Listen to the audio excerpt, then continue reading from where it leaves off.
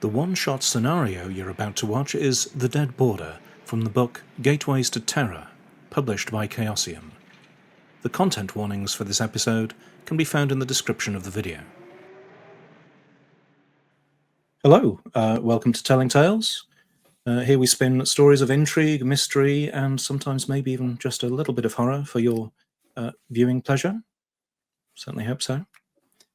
We would usually be streaming at 8 p.m. on Mondays, but tonight Johnny couldn't make it, so we're trying something a little bit different. I pre-recorded one shot of Call of Cthulhu set in Providence, Rhode Island in the early 1930s. And hopefully, yes, as we go forward, we'll be doing more things like this over time as well. Yes, I should point out I won't be doing any accents this evening, but there is always the chance that I can get Johnny to redub the episode later on. So if you play your cards right, make some donations to Patreon, maybe that will happen. Right, tonight we have John, Justin, Sam, and Jack. Thank you very much for joining me. You all have characters. I think we can start pretty much immediately. In the thick of things. So, yes, the date is June the 21st, 1931. The place is Providence, Rhode Island, and you are all living at a place named Ma Shanks Boarding House. Times are tough. The Great Depression is just kicking in. It's the that's beginning to bite. Money is short. It's a hard time for pretty much everybody. One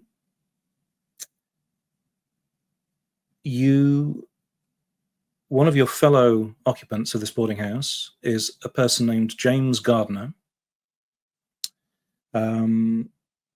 He's something of a recluse. He's been living in this boarding house, but you've not seen him for at least 2 days. And essentially, each of you have your own reasons for wanting to check on his health, his current state.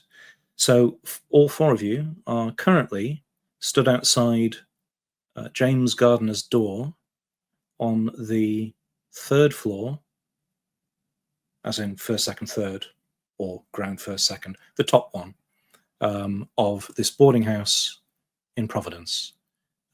So we can start introducing characters now. I think, Sam, probably you're the best to start. Yeah. Can you tell us a bit about your character? Yeah, that makes sense. So yeah, my character is named Marilyn Akehurst. She's a kind of broad, quite tall, stocky woman, known for being quite gregarious and outgoing. She's effectively the innkeeper of the boarding house, on behalf of Ma Shanks. Yeah, so I think everyone who's here probably knows her to at least a greater or lesser extent. I think it's safe to say she's been known to throw the odd person out from downstairs and, enforce things as they need to be around here. And I think there's probably a little bit of, I don't want to say necessarily, I don't want to judge other characters if you just say respect, but there's certainly an intimidation factor to the way she runs things around here. But she's still quite a nice lady to get along with and have a drink with, sit down. She's good for a chat behind the bar, certainly. Oh yes, alcohol is still. Well, you can have a chat behind the bar without alcohol. Yeah, we can have a dry bar. Mocktails, yeah, sure. We have a dry bar. A juice bar. Yeah, depending how well you know her and around the boarding house, you probably have seen her son Tommy around as well, who's the only other family member you're aware of in her life, who's 11 years old, often getting up to mischief around the boarding house. And yeah, she keeps her hair relatively short, short dark hair. She's kind of a real brick of a woman, like really solidly built. With she's always wearing like a kind of dungaree style overall thing. And just a rough cotton shirt underneath that. which is exactly what she's wearing now. She's probably at the front of the group, politely knocking on James Gardner's door, making sure she's the first one to be doing this, since it's her boarding house. Well, effectively her boarding house. And she, of course, has the master key too. She does have the master key in hand, right? Well, she probably doesn't have it out yet. She's probably, not making a show of knocking politely rather than breaking into the room immediately. Cool. Right, let's go around clockwise. John, how about you? Julian is probably standing, probably right behind Mrs. Akehurst, looking slightly anxious. He is an average build, but still resoundingly weedy looking. He's kind of like Clark Kent if Clark Kent were just a mild-mannered reporter and not in any way muscly. He's got like a knitted sweater vest and like the big horn-rimmed square glasses, and he's normally the local bookstore owner, like a rare bookstore owner, and is here with concern for his associate, a person that he sort of sometimes doesn't mind spending time with. Let's go that far. Cool. Justin. Yes, so Jim Clayton really thinks that he's responsible for making sure that the whole apartment block, Ma Shanks Boarding House really gels together. The boarding house is like a community, and that only works if everybody knows everyone and I know about everyone else.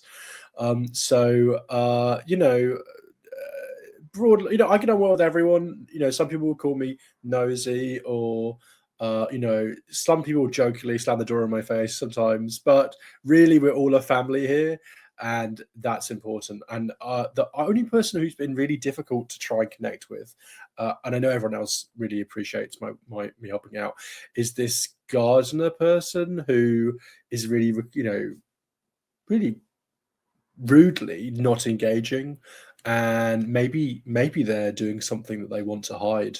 I've been telling everyone to look into it for a long time, actually, multiple occasions. But everyone, it's a family, so people don't always feel the same way. Cool. And Jack, finally. So Robert Avery, he is dressed in a slightly disheveled business suit. He's probably not got the tie all the way done up because he's, at home, sort of. And in my head, I picture him looking a little bit like Quentin Tarantino for some reason. I don't know why, but we'll just go with that. And he is probably, if Julian is sort of right behind Marilyn Akehurst, he's at her shoulder, pestering her, saying, "We've tried knocking. You've got the key. I think we should just go in. Let's just. We want to check it's okay." Yeah. Nice. My place. Nice. My place. Use. Wait your turn.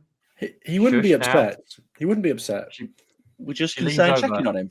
Isn't that He right? leans over and bangs on the door harder.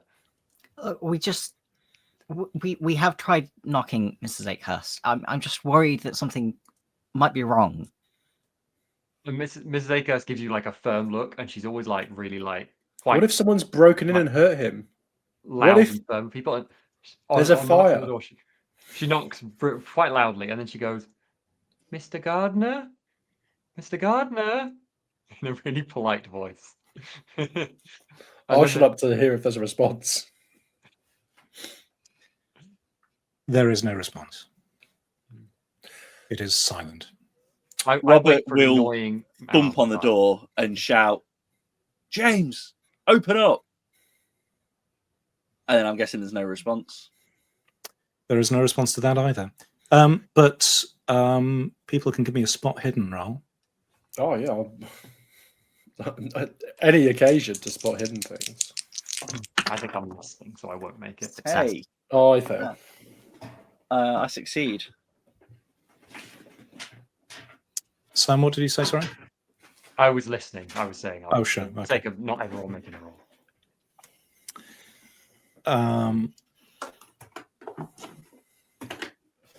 Did we get a result from Justin or? No. Okay, fine. Fail. So the people who succeeded, was it Jack, John? It's me. Oh yeah. Both of you catch from down the corridor a face peeking round a door, and that face is of Tommy, Marilyn's 11-year-old son, and he's watching with interest. But yes, there is no response. There's still silence behind the door. See, What time of day is Mrs. it, Steve? Sorry. No, I was just. You might be about to tell me the thing. Oh no, I'll say I don't care that your kid's watching. See, Mrs. Akers, he's not answering, and nobody's seen it. I think we should just go in. Worst cases, he's in there. Worst cases, if he knows, we just say, I've "Oh, had to we'll use check this on him." Key in 4 years, and I'm doing like this. That's not the worst case scenario. The worst case scenario is he's dead, or there's someone else in there. Shush, I'm sure he's fine. Now stop your morbid talk. No, put the key into the lock. So to answer your earlier question, it's an hour or so before midday. Midday, okay. Yes, I will unlock the door, assuming that is perfectly doable with the key. It is, yes. I won't make you roll for that. That's fine. Okay, so Break the key in the lock. I presume you are opening the door. Yes, I am definitely going straight in first. I Right. want to be the first to see what's in here. Okay. Well, the first thing that hits you is the air, the smell of it.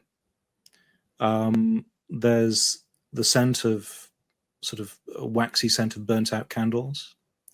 But more than that, there is a certain sweetness to the air, and there's a metal tang. And yes, there is a body lying on a tarpaulin in front of the window in the room. There is a lot of blood. I will now show you the map, which obviously will take a couple of seconds to load because nothing in this moment of universe drama. can be. And then we'll have to pick the right thing. Is it this one? That will do. Oh, That looks like it might be right. I will just freeze for a moment, probably slightly blocking the doorway while everyone else is trying to crowd around. Yes.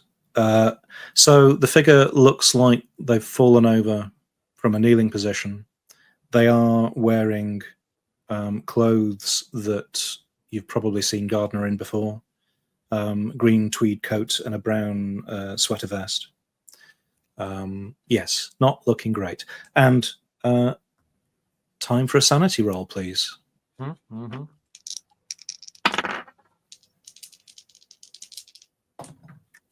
oh, that's a fail. I just failed, just over. I Ah. Oh passed. no. I passed. Wow, this character's better than Ted. Okay, for those that passed, you lose 1 point of sanity. Okay. For those that failed, it's 1d4, I'm afraid. Okay. Very well. I did not get a D4 Where out. are my d4s? Yeah. It's always 4. the weirdest dice to 4, oh dear. And of course, yes, More do than start that. please tracking the total amount Yep. of sanity you've lost. That's a 1. That's much less than 4. Okay. No, not my sanity is not 1. My sanity is -1 from 60. Oh, I was going to say -1. I didn't even know That's it went down that low. That's not bad. Yeah, I think my character is physically blocking the doorway for a few seconds. Sure. Just to be annoying. So And then I how, will rush over to see if it is Mr. Garden. how are the others reacting?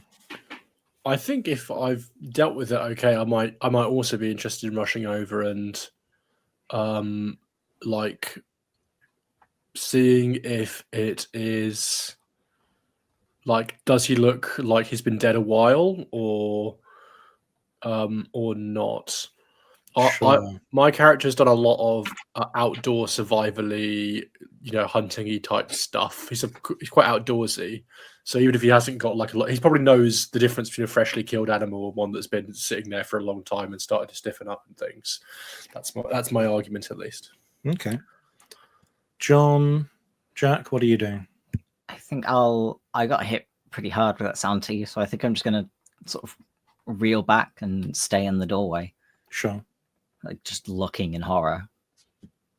Robert wants, obviously, I passed the sanity roll, so it's fine. I'm fine with seeing a dead body. Can I scan the room just to see what else is in there, especially something documenty looking? Are you saying you're going to roll to look for every single clue in the room? Like, Specifically for some documents. Sure. Well, we can get. There are various things that you can take a look at. But yeah, so Julian is still outside, looking through the door, in perhaps some distress. Okay. Well, Tommy is definitely watching you, mouth agape. Right. What it's worth, Okay. I'm conscious that this person is almost definitely dead, but under the assumption that it's Mr. Gardner, I am immediately doing first aid. Okay. Well, you were certainly in there first. So, as you get closer to Gardner, he does appear to be dead. His body is cold. Still doing first aid, even if I don't have to roll. Sure. It's just my character's reaction. Sure. sure. Well, you notice, getting close to the body, that there is a deep cut that seems, well, made recently around his head. And it's almost as if he's traced a spiral starting from the crown of his head around, winding down to his neck. And his clothes are soaked in blood. His shirt is partially unbuttoned, and you can see some strange marks on his chest. The blood is pretty much dry, at least on the extremities.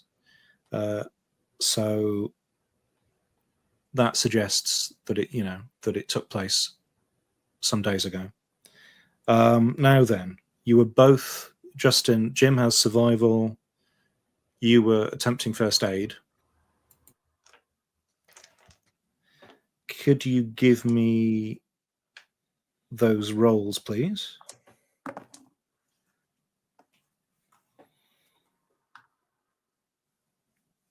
I rolled under half. So that is a hard success. Okay. Sam?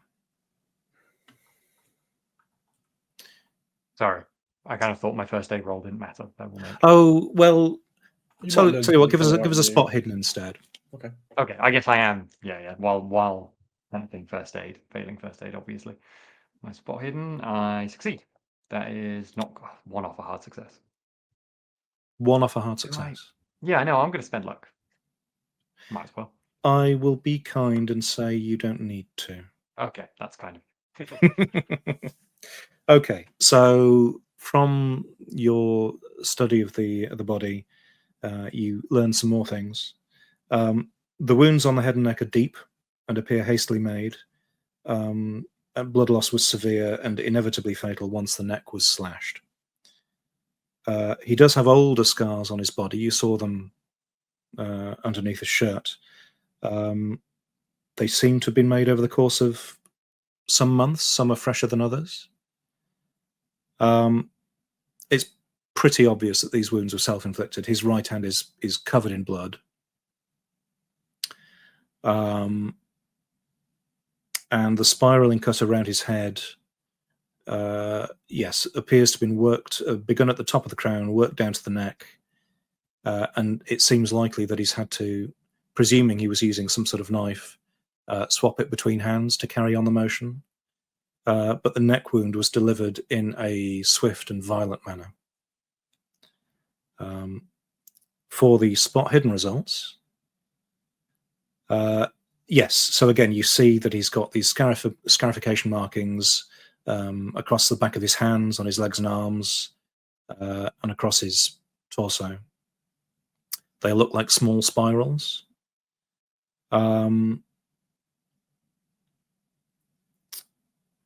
His face and head seem to be free of those, other than obviously the most recent wound. And you spot, as you're looking at his body, you spot in a pool of blood beneath the corpse an obsidian blade.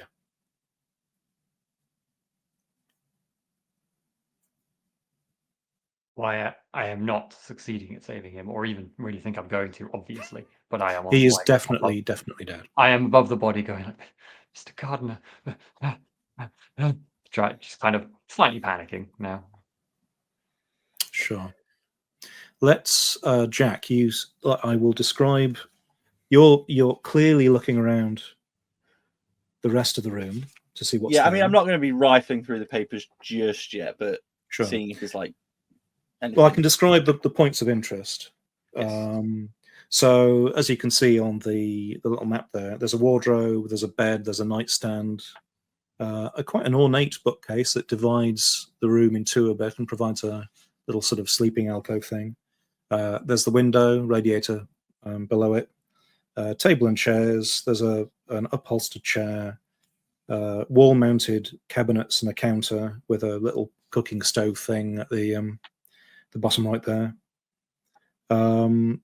and a long table with some papers and letters on it. There's a rug below the tarpaulin.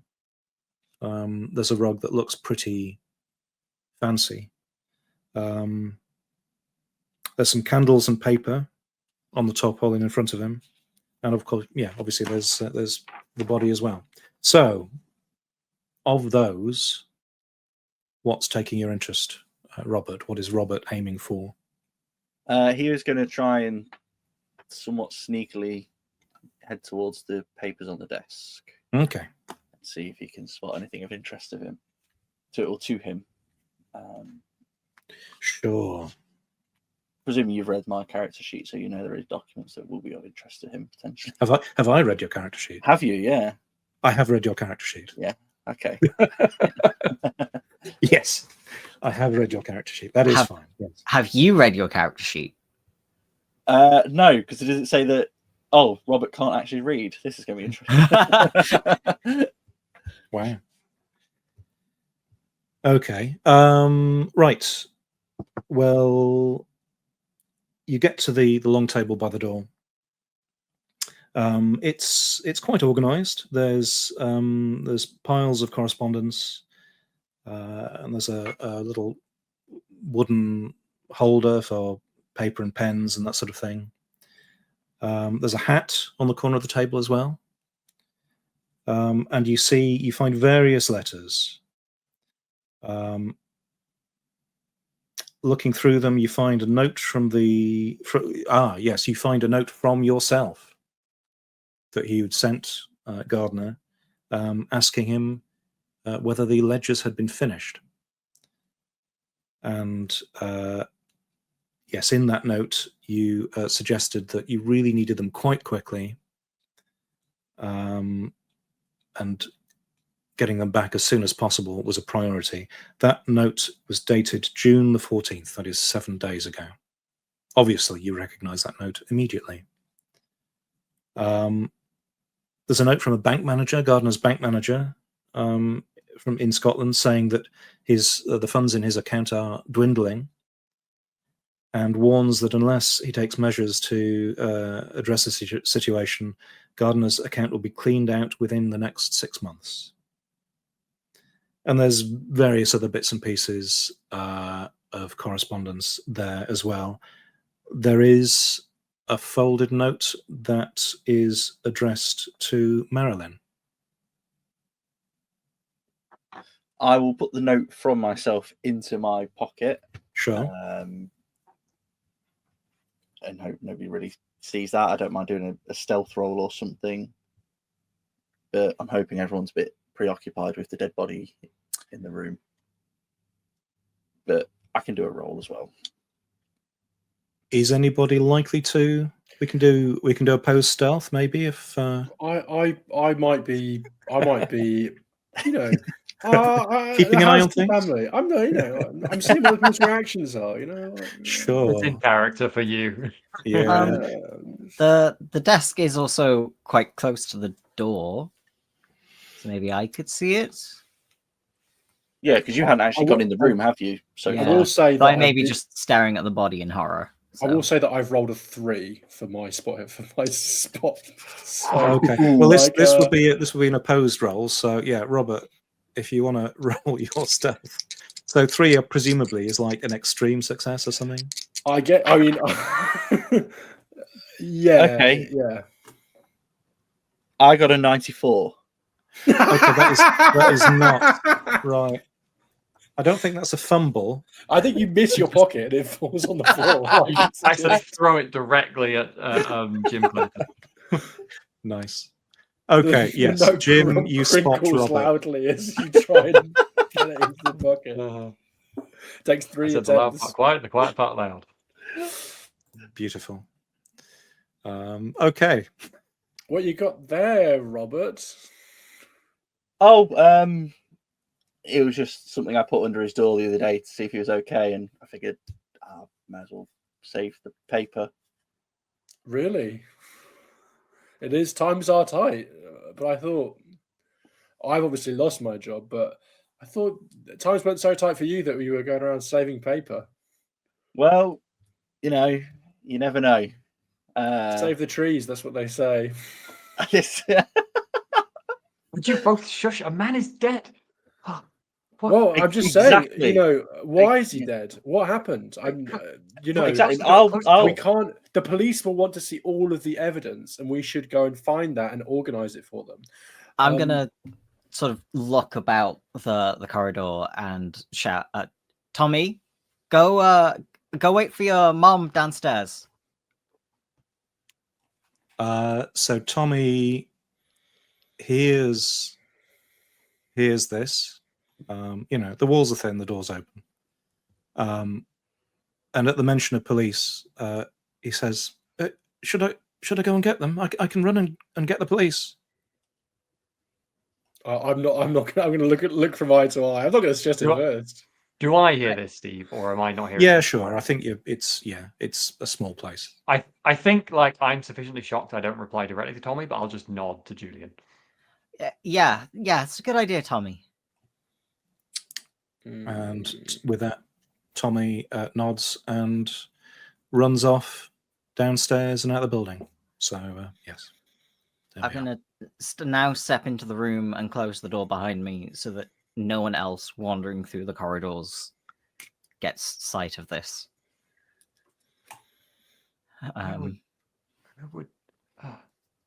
What's on the note, Rob?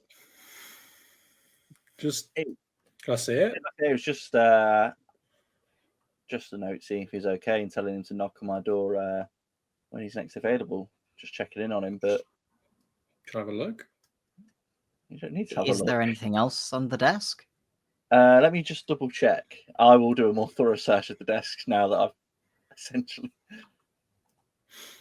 That is all you found there, but there was that note that had Marilyn's name on it. Okay, I'll say, there was something for you, Miss Akehurst, and trying to distract Jim Clayton. I say, looks like something from the bank about his financial situation. It might be interesting to kind of like move over parties. I mean, like start reading this letter from the bank. I'm just kind of blankly wiping the blood on my apron, and then I'll reach out to take the note that was addressed to me, I suppose, and open it with shaking hands. Okay. Well, I shall find that note. and deliver it via Oh, private yeah, chat. sure, I probably wouldn't read it out to everyone. That's a fair point. It depends what's in it. I'll have to do this in 2 posts because StreamYard has restrictive limits on the amount of text that can be. Oh, I could do Discord if it's easy. I suppose that's I'm halfway It's up there to you, now. don't mind. Oh, okay, fair enough.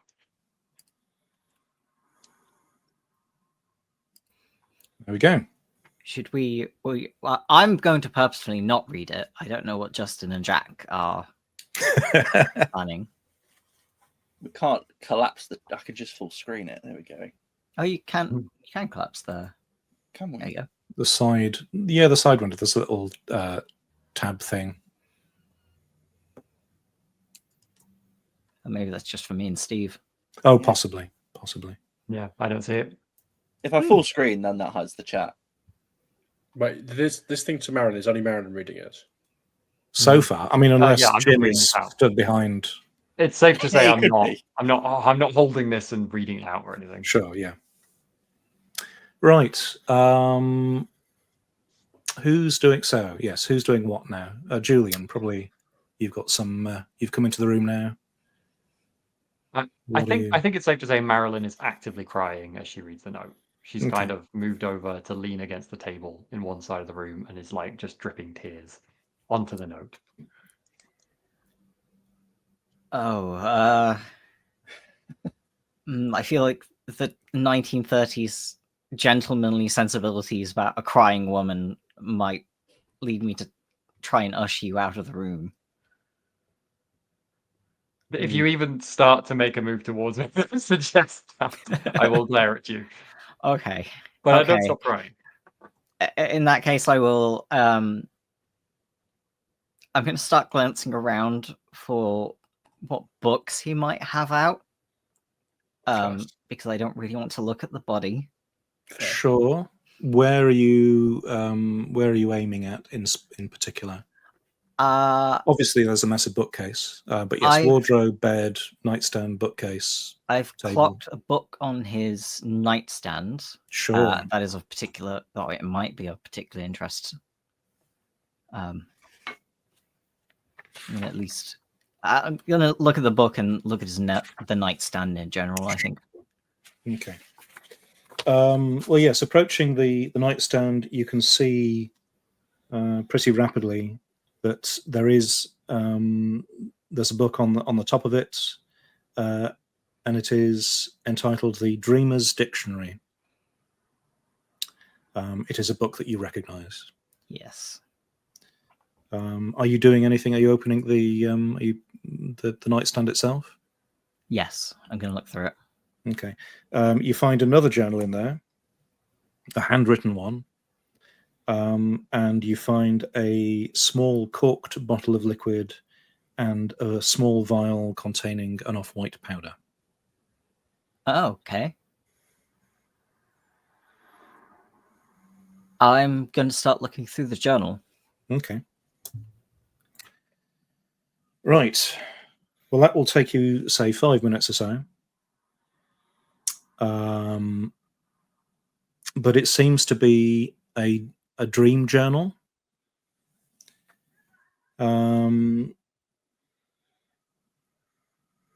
It reveals that he was obsessed with returning to a place called the Dreamlands. Apparently, he was frustrated that he no longer seemed able to travel to this place whilst asleep. And entry after entry is filled with frustration, or simply reads "no dreams" again. Then, towards the end of the journal, there are numerous descriptions of vivid dreams where Gardner talks about meeting a powerful being who has promised him a path into the land of dream if certain rituals are performed. In addition, Gardner describes how his dreams make a text he calls the tome more understandable. And at this point, first of all, you lose a point of sanity for reading this and being somewhat shaken by its contents. but you do gain 2 points in the occult. Nice. Cool. And then you can make an occult or a mythos, a Cthulhu mythos roll. That will be a cult, I think. Cool. It's actually 72.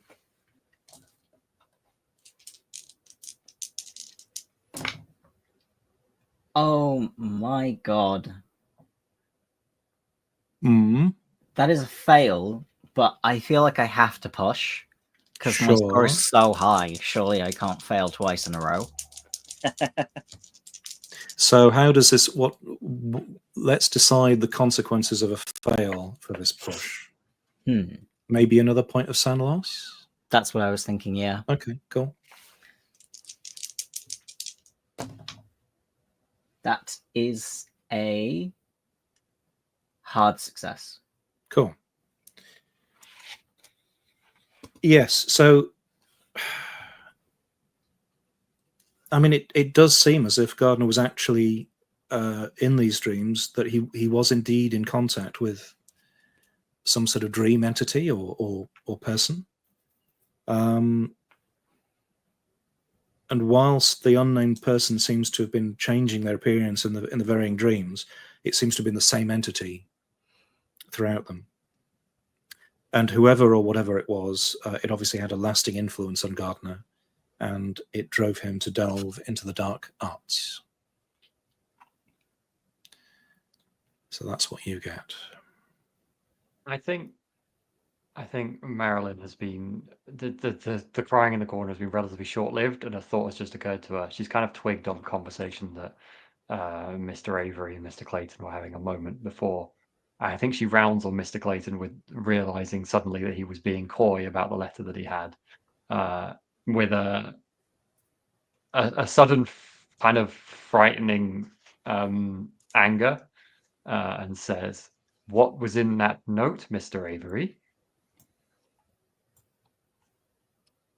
I told you, or I told Mr. Clayton, it's just a note asking him to check in on him. Well, just checking in on him. He was a very sad man, it looks like, at the end. I think we should all see what he might have been worried about, Mr. Avery. I'll show us the envelope and say, look, me addressing it to him. I don't think there's anything he was worried about. You don't need to worry about that. I think, like I say, his note from the bank manager is probably more worrying than anything I would have written. I am going to just yell, "Open it!" and slam the table and roll an intimidate. Cool. Cool. What skill would counter intimidate? This is probably again an opposed roll. It's probably my gun. No, I'm joking. Power? Charm? I mean, like you'd counter it with your own intimidate. That would certainly work. Yeah, you could do too, yeah. Or persuade. Yeah. No, I don't even. I will just say. I say, look, he'd done some work for me, and I just needed it in a hurry. I was just, we kept our business relationship secret, and I was just trying to preserve that, even after he died. When you say the word secret, Jim can't help but let out a low whistle, like, whoo, As if, are you opening the note? I will open it, and I don't think there's anything actually that incriminating on there. It's just asking for some ledgers that he'd helped out with. Steve, paperwork he was helping with. As soon as this conversation started to heat up, seeing Julian is busy, I'm gonna rifle. I'm gonna take this up to step aside from everyone else and go. Sure. This is the best time to rifle.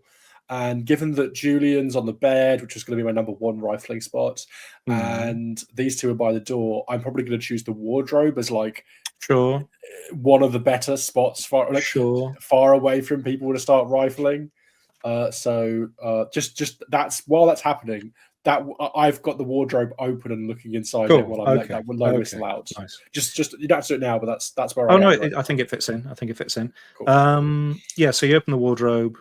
There's some clothes, some shoes. There is a locked box. I'm saying that's first coming out. Like, Okay. So it's about 12 inches by 8 inches by 6 inches, or 30 centimeters by 20 by 15, depending thank on you. your I really choice needed, of I units. wanted to know that. Is there anything else like looks maybe like I feel around a bit? I'm looking for maybe. Well, give us a I'm not- spot hidden. Yeah, like, you know, look, if I'm being honest, times are really tight right now, and if this guy's dead, he doesn't need anything. And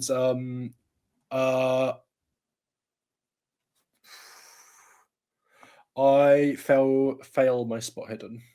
Sure. I suppose I can spend 5 points of luck. I need this. I need this. So, and I don't have very much luck, but I do need this. Sure.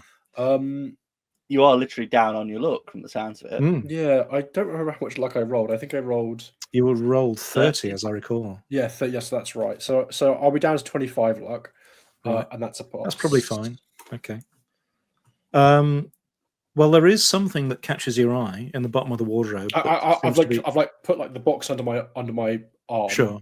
And I'm now, Okay. just to let you know. Yeah. So you catch sight of something shiny in a shoe in the bottom of the wardrobe.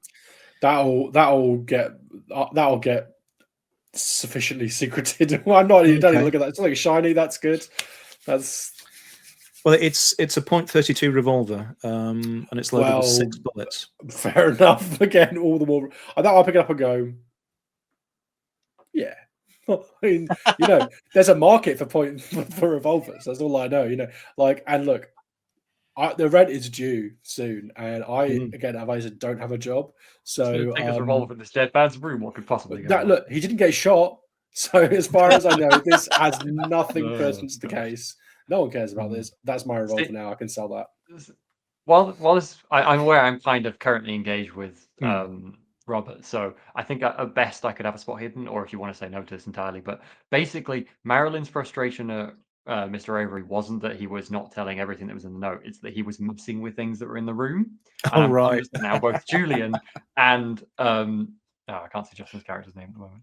Oh, Mr. Jim. Clayton are Jim Clayton are both doing the right. Sure, but you are currently engaged in an angry conversation with Bob. So should I do and like the doors of the wardrobe are open. I'm in the wardrobe.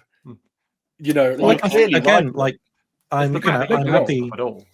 I'm happy to have an opposed spot hidden versus stealth, but I will say, Marilyn, take a penalty die for being. That's perfectly fair. Yeah, see how easy it is now, Justin. I have failed.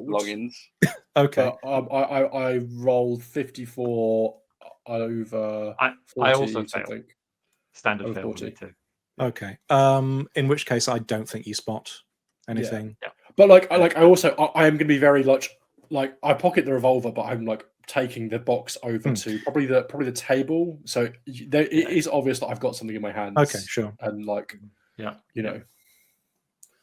I'll be taking that over to the dining table and trying to look at the box there and explore it there. I would like to read the note that Mr. Avery had, unless you're going to stop me doing it. And it wasn't that bad, right? No, it wasn't that bad. I'm going to choose my battles. The police are potentially on their way.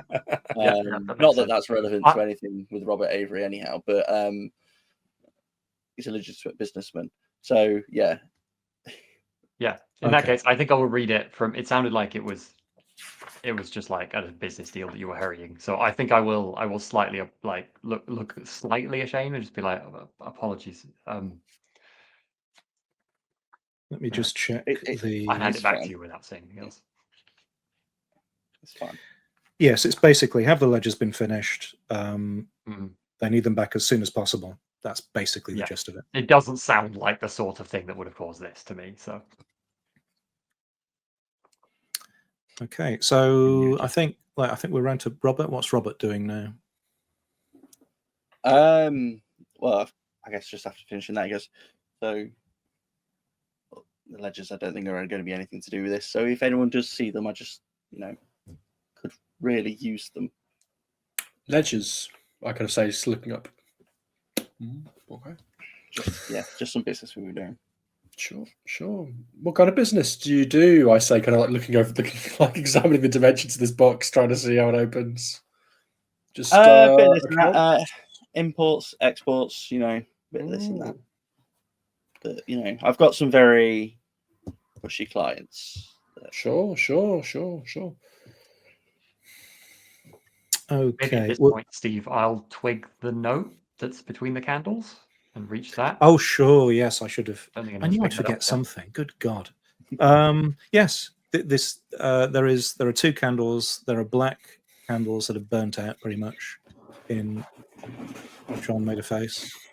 In 2 holders. Mhm. I'm waiting to see whether John is. No, I hadn't realized that's what I was looking at them and wondering what those were. And Oh, right, cool. Yeah. it's candles. It's melted Yeah. candles. I understand. Yes. I like the Roald Dahl-esque drawing. like juxtaposed with this setting. Mhm. Now then, right. So yes, the note. The note looks something. Robert, you're never getting your ledgers. I'll bet them, you crook. Okay. I think I will pick up the note, and I was intending to read this one out loud. Like, Go ahead, please. Oh, thanks, mate. Cheers. I think I'll go cut. Oh, this isn't. I don't recognize this language. I assume this is in his hand. Does this look like the same hand that wrote me the note? It does. Yes. Okay. So I'll say, I think this is his hand, but I'll just hand it to the nearest person, who's probably Mr. Avery. Do you recognize the language? I'll poke around the bookcase and say, "May I have a look?" Yeah. Pass it to you. You might as well. Assuming Mr. Avery doesn't notice it. All right. I didn't know that James was bilingual. He'd well. Before I say this, Steve, do you want me to roll to recognize the language, or are you happy that I recognize the language? I'm pretty happy that you would recognize the language. Mr. Gardner had recently borrowed a Greek language book off me. I think he was learning. That's what this looks to be. Ancient Greek. Greek. Ancient Greek. Yes, it's a very common language for some of the older Your- philosophical texts. A lot of it loses something in translation. So, Any of your clients ancient Greeks, Mr. Avery? Not that I know of, and I feel like I at least know that they're ancient Greeks. Well, Julian can roll on an ancient Greek language, should you wish. let's have a try. That is a resounding fail. Probably for the best. If I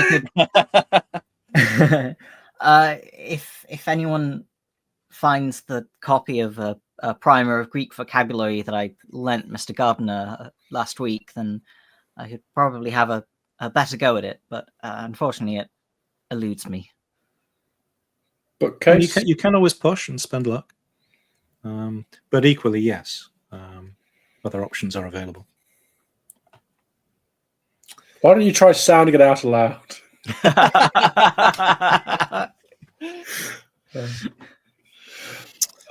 Yeah. Cool. Okay. Well, whilst you're pondering that note, Jim was looking at the box.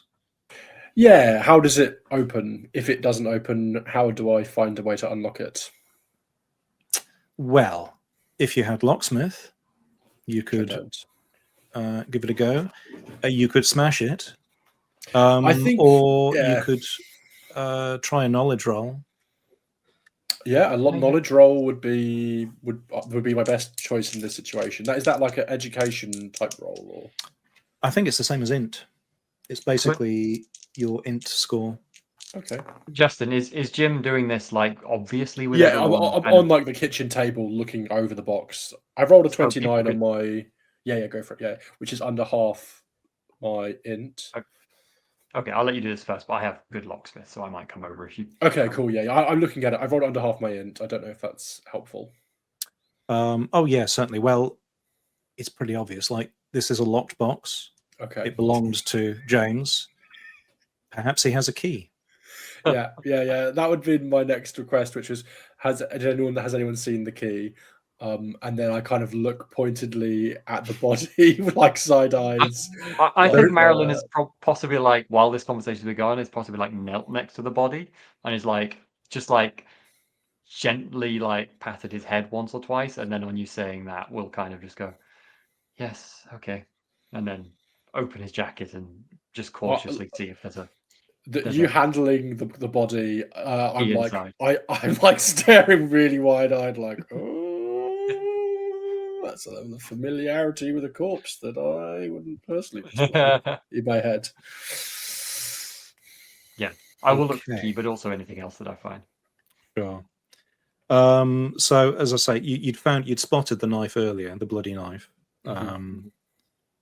Which I'm not moving or touching. Fair enough. You do find in his pockets various things. You find $1.47 in loose change. Oh fuck! You find a wallet with identification for Mr. James Gardner and a further $2.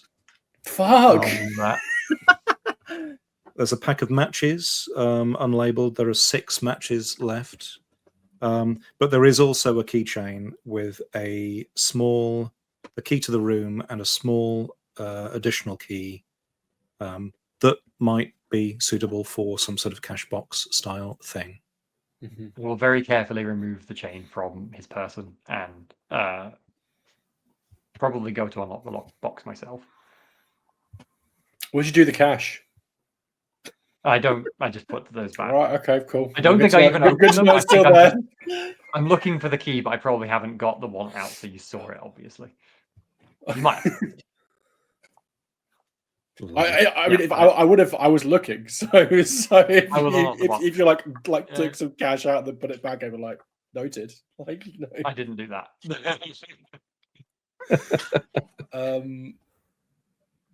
Wow. So yeah. Sorry. Right, who is at present at the opening of this box then?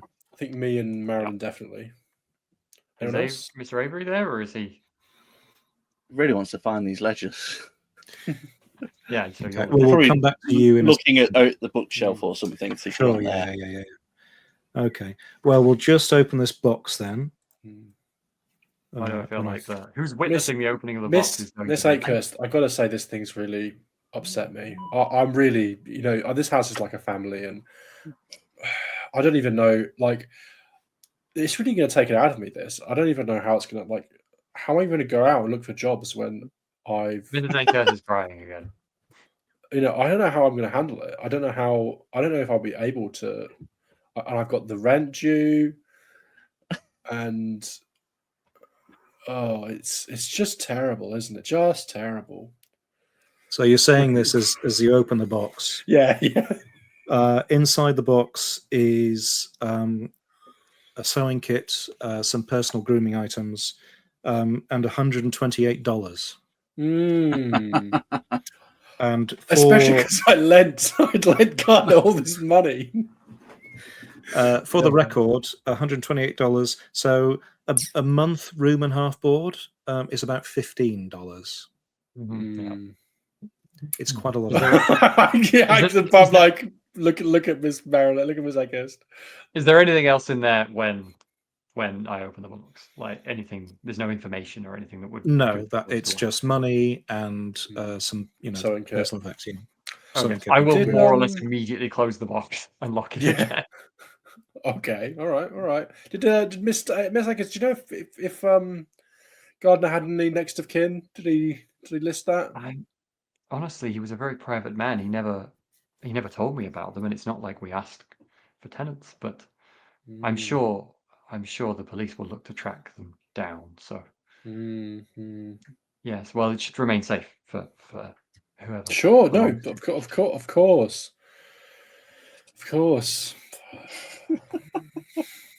Right, let's go over to Robert. You said you were interested in the bookcase? Yeah. Right. I was also going to be looking over the bookcase because I'm assuming that might be a place to find the Greek vocab book. Sure.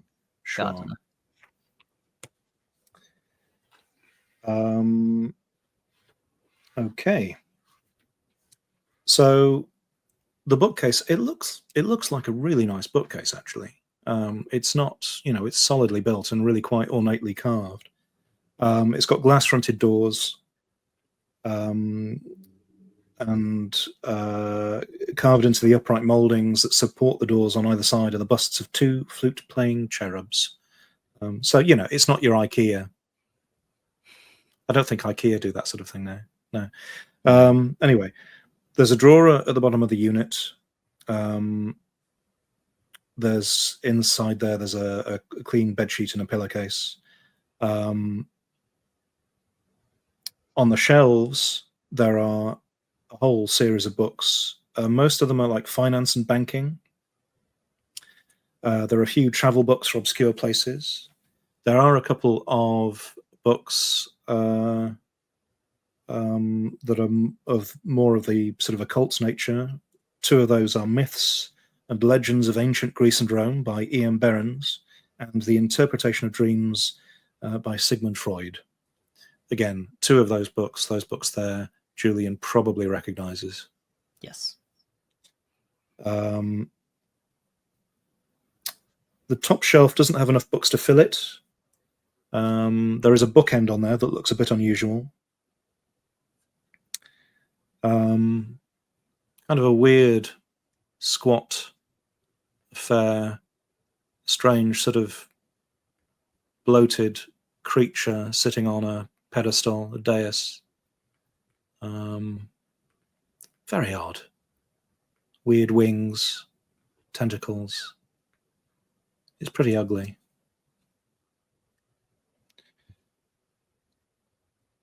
Yell if anybody's reaching out to grab it,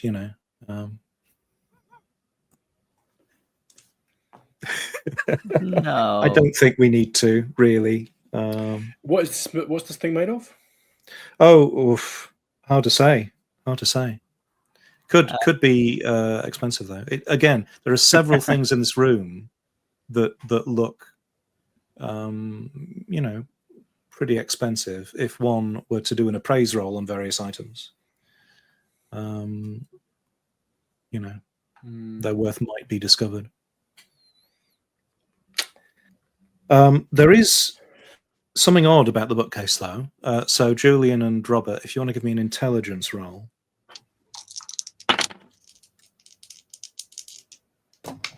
I pass. I very much pass with a 4. Wow. Okay. I know my bookcases. Yeah, you do. The bookcase is the drawer isn't the right depth.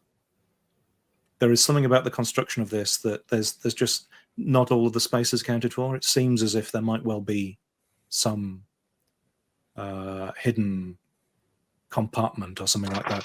And I think with a 4, I think you can probably, Julian, find the button in the scroll work that pops out this hidden compartment.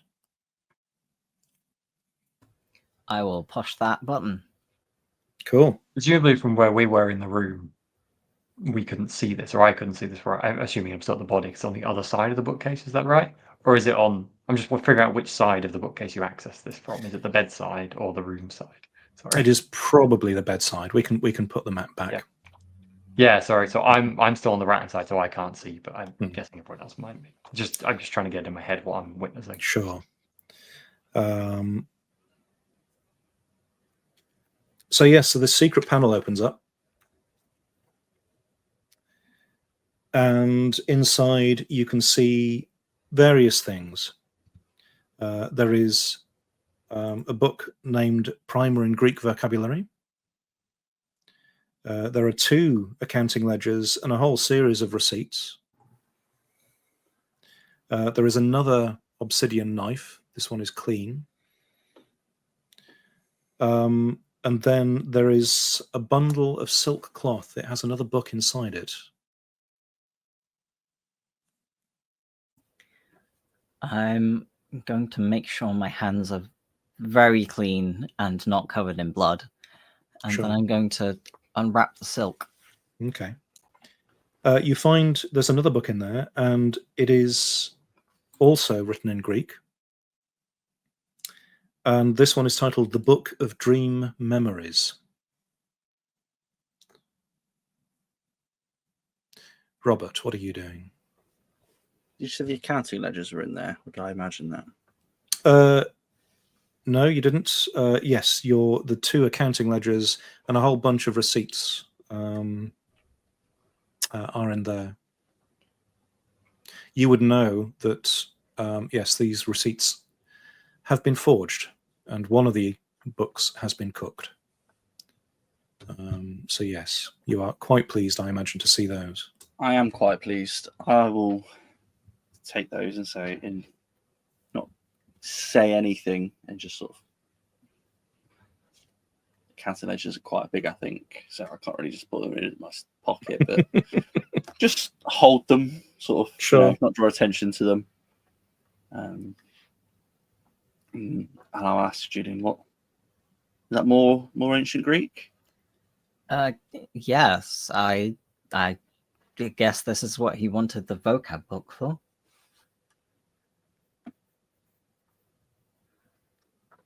Strange. What was it called again, Steve? The Book of Dream Memories. The Book of Dream and Memories. It looks old. Julian, you probably have a bit of a thrill as you see this. It looks really old. It's written in Greek.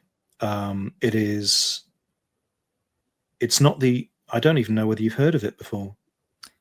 Give us a roll, maybe. Library use or occult? I think it would be occult. 72, which is now my occult. Excellent. Amazing. Yeah. Okay. Well, you've heard of this book in rumors. Really, you'd never even dream you'd see it. So the Book of Dream Memories. It is a barely coherent account of an Irish monk from the 9th century. This isn't that original, fairly obviously, but this one is. It's from 1658. It is an old book. It is surely very valuable. The book basically, as you understand it from what you'd heard, describes the dreams he experienced after reading some ancient scrolls discovered whilst cleaning out the monastery's library. You can, of course, sit down and read it, do a skim if you felt so inclined. I know that is a terrible idea, but Julian thinks that is exactly the best thing to do. Cool. Well, give us an ancient Greek roll to start with. Can I, as I found the primer, can I use that for a bonus die? Sure, why not? Why not? Where is another? Oh my god, there.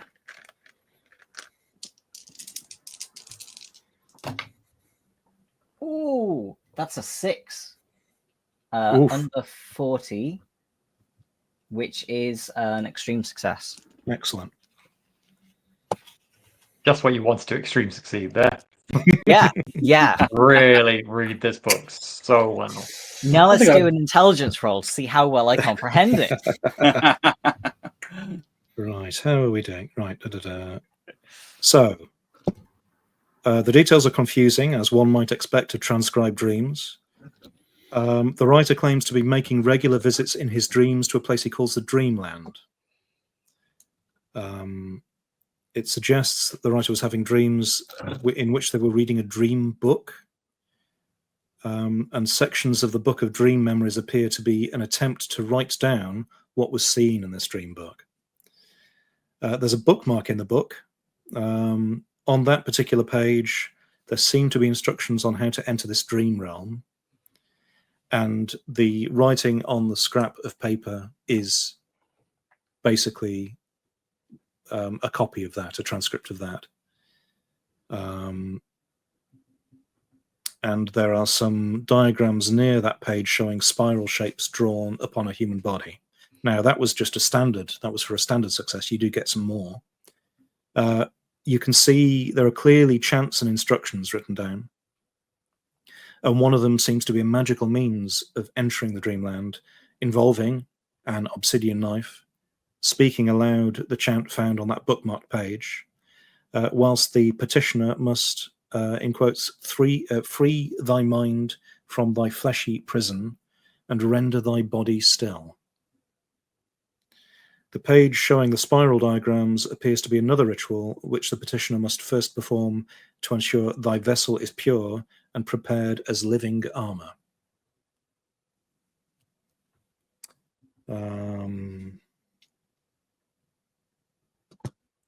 Yes. And having read that, you can lose 1d6 sanity. Cool. That's a lot. So that's on top of the 4 you've already lost, or was it 5? Ouch. So I rolled a 5, Nice. which is temporary insane, because that's Oh, or is it dear. 5 on is it more than 5 in one roll? That causes insanity. I think it's 5. 5 or more sanity, but also that means I have lost does a include total 5. of 10 of my 45, which Oh, is dear. over a fifth, which means I am now indefinitely insane. Which means we have to break out more rules. At the point that this triggers, We can come back to that. yeah. Well, you do. Like the upside is you do get 2 Cthulhu Mythos points. Hey! Look at you, Julian. Yes. If you rather Go on, Sasha. presciently, and this was before Julian had read all of that, I had planned to say this. So this is during Julian's reading. Marilyn was going to say, look, I know others of you knew poor Mr. Gardner perhaps as well as I did, but I didn't know he was in such a dire state as this. Do any of you have any idea why he might do something so terrible? What possible desperate place he could be in to want to Where are you standing when you're having this conversation? Are you like I'm maybe by his feet or something. Okay, I might have gone over as well, and the lockbox is closed now. You locked it, didn't you? And you Yeah, I locked it and left it on the table. Yeah, so I mean that's not going anywhere. I can move over to at least look at what Julian's doing, because I'm actually quite interested in this book. And while Julian's reading, I probably would answer your question and say, he's been doing a lot of like poetry reading. He's been really jabbering on in the evenings. In fact, I've had trouble getting to sleep. But I'm not sure what he's up to, but I think some of this poetry is really sad. And maybe he's just a bit of a funk, times are tough, money's tight. Well, I'll look from some of like us. you to the body on the floor when you say a bit of a funk. I mean, a bit of a funk, yeah. And while we're saying this, what's Julian's? How does this insanity manifest? That's a great question. So, Julian, you do get an intelligence roll that you really want to fail at this point. That's That's good. Sadly, you can't All right, inverse you push. don't have intelligence, right? Oh my god. My intelligence is 70 and I rolled 69. I can't spend 2 luck to go in the other direction, can I? You can't inverse spend luck, I'm afraid. No. Can he get luck back to go in the other direction? Then it just clicks in your brain. If you get it down to 0, then it automatically ticks back up to 255. Nice. Oh, there is an optional rule. No, there is an so apparently, you can. There's such a thing as becoming a believer. So you can, once you've read a mythos tome, just deny that it actually means anything and just block that out until such time as you witness. It doesn't matter, actually. It doesn't sound like a lot of staying sane. Like, to be No, honest. it's basically you can block that sanity loss and kind of keep it in the bank, and then if you witness anything that would validate what you'd read, suddenly you lose all of that sanity in one big massive crunchy. But in the grand scheme of things, I'm not sure it will matter that much. So mean. Okay, so that means we're about to see something awful. And then you see his face. Too many eyes. Lovely, lovely. As a sort of consolation prize, though, I will you got such a great success reading it, with the Greek primer, that I think it would be fair to say that you think back to the note you saw earlier, and it makes sense to you. Nobody else, because this is just in your mind. Well, this is just the first note that you sent, that you gave us. Does it say something different now? Cool. Right, and what do we do about your... Yes, so... Do I maybe start chanting that? This is entirely up to you. It? How do you think... I mean, it's certainly possible. You're temporarily insane. There were some suggestions for... He says, flicking through. So this is a pre-can scenario from Gateways to Terror. So there's some advice in here, but honestly, some of it isn't great. I generally prefer players to think of things that are kind of appropriate to them.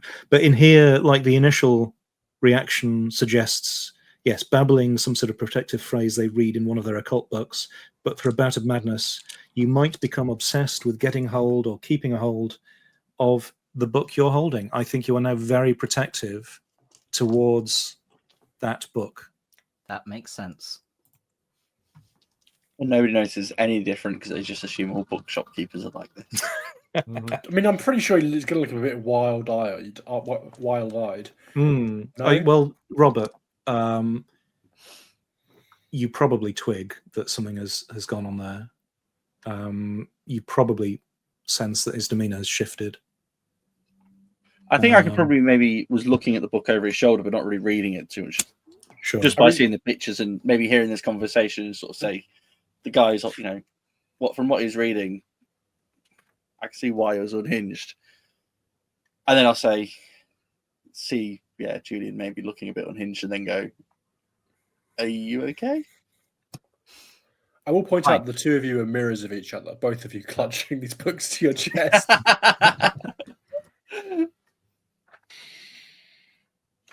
I'm fine. I just didn't realize Mr. Gardner had quite an interesting collection.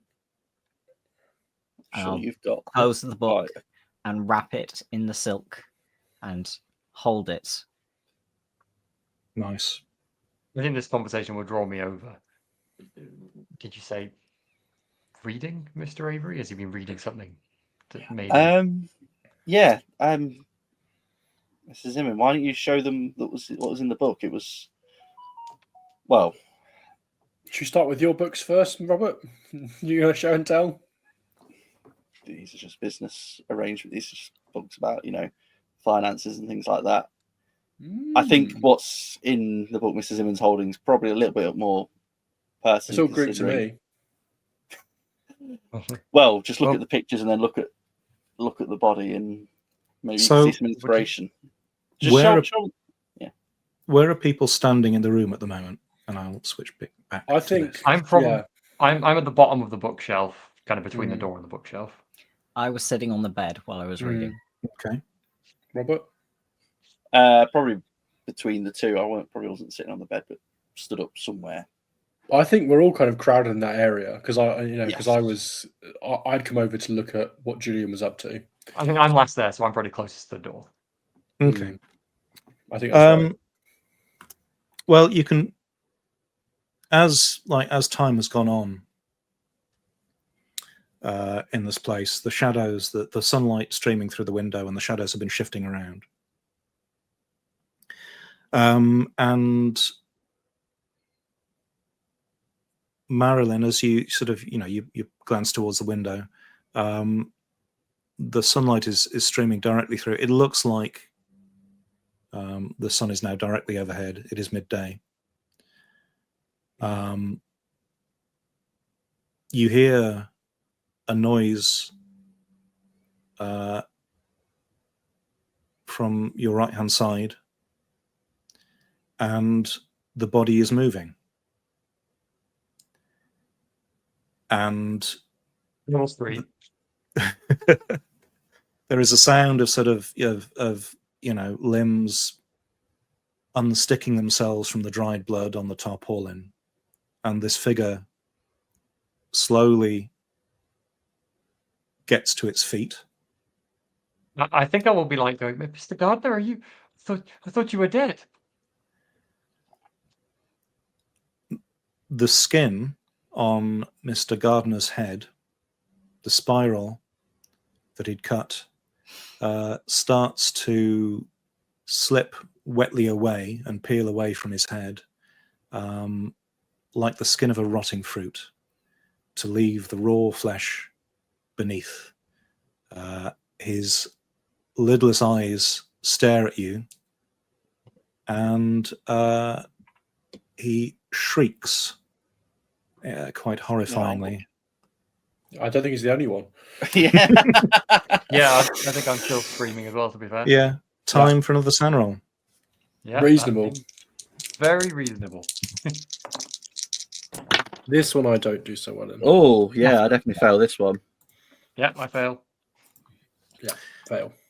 The good news for Julian is that during a bout of temporary insanity, you don't lose any more SAN.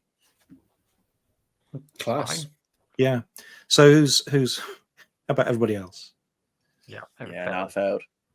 Fail. Justin? Pass? Fail. Fail. Well, it's just 1d6 then. That could be worse. 5. 2.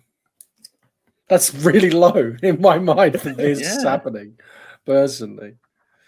I mean, you I'm might rationalize down. it's thinking he's still alive. I've lost 3 points. No, I'm not rationalizing it that. I mean, like, no. I think I'm rationalizing this as like screaming and Yeah. and like making for the Hallucination or door. You know, that's probably Yeah, that's fair. So what was Robert's? Did temporary Robert insanity. Robert failed as well, right? I failed. I got a 4 sanity. Okay. loss. Well, let's enter combat time. oh dear. But we go in dex order. And happily, My dex is 80. you are all faster than it is. Mm. So what are you doing? So I believe Jim is first with... I presume nobody has a ready weapon right now. No. No. Okay. So This does a count book, so they're heavy enough to count as a bludgeoning object. I think it would maybe 1d3 damage, something like that.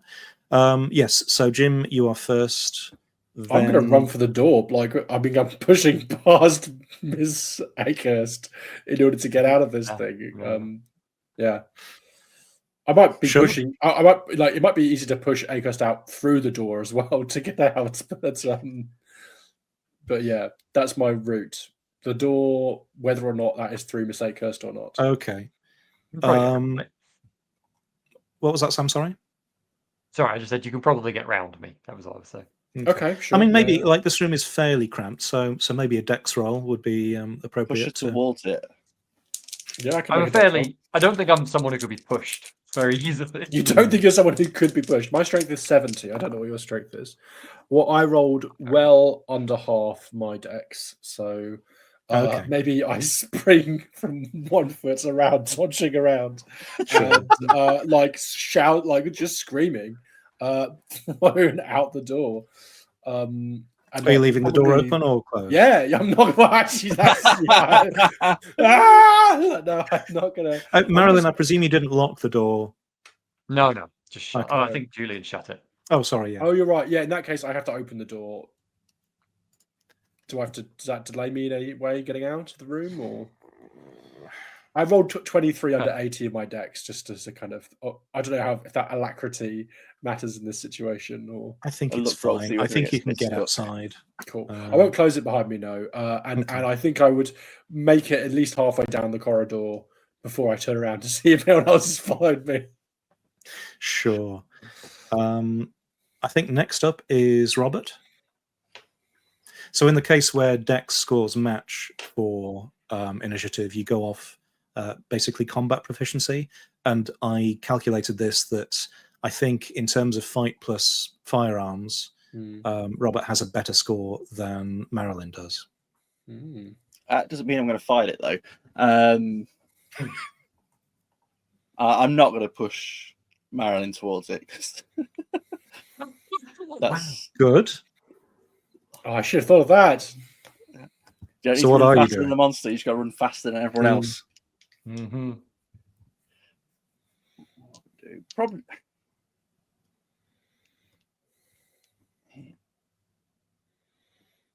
It's like it doesn't feel. It feels so preemptive to just attack this thing, doesn't it? It's like Yeah, I what's think going on? maybe Robert is trying to rationalize it with, oh, he's screaming. That means he must still be alive because I would be screaming if my face fell off.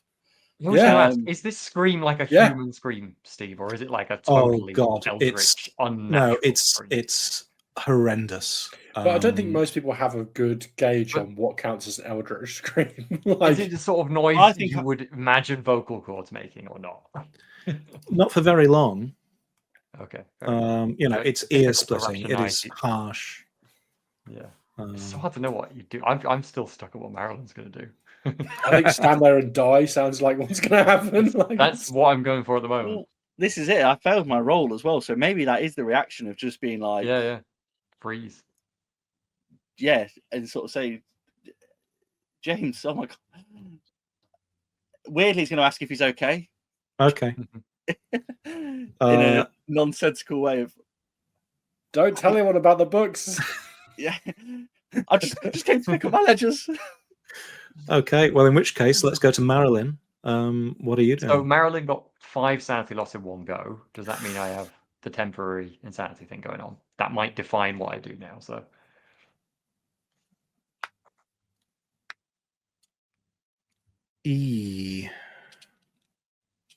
Yes. So, given Marilyn's backstory and the situation here, I think Marilyn's temporary insanity is she is 100% that he is alive. Okay. So That she's does going to track. act exactly like he's alive and is now trying to save him from the clear, horrible pain that he's in. I mean, you would get an int roll Mhm. if you lost 5 or more. You would get an int roll Okay, to I'll do sort of. that first.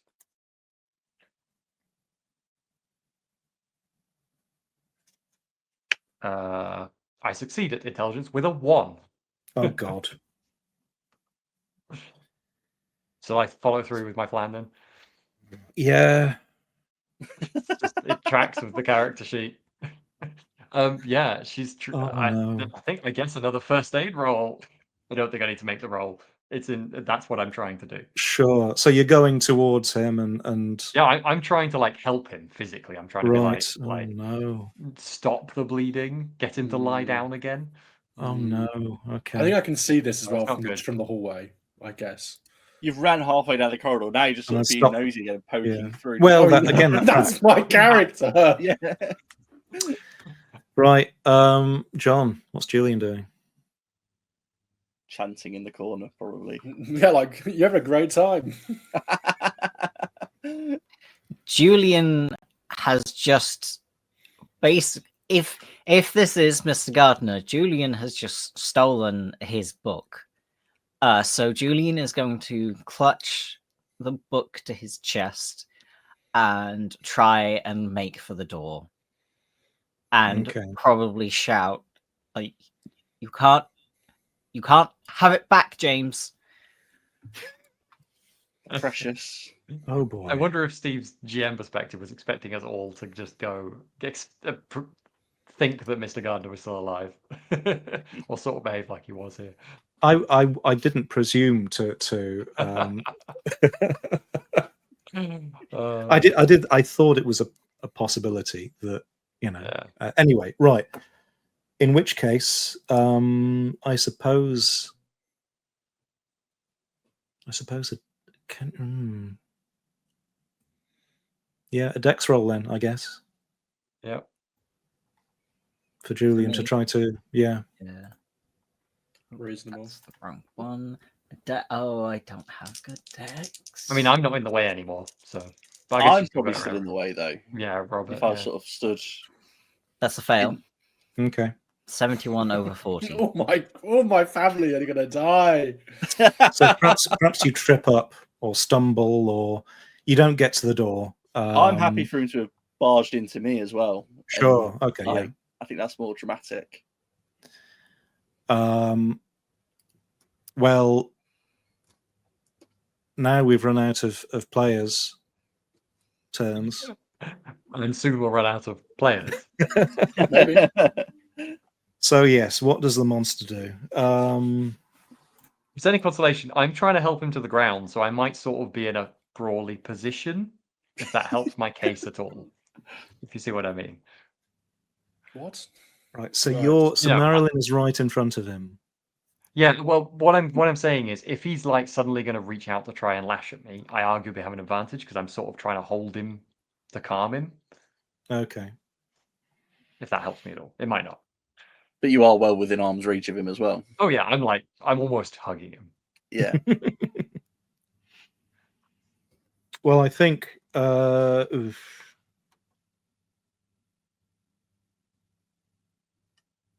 I think he's going to lash out at you. Yeah, makes sense. And this is going to be an opposed. Well, you can choose to dodge, or you can choose to fight back. Or you can indeed be surprised and not.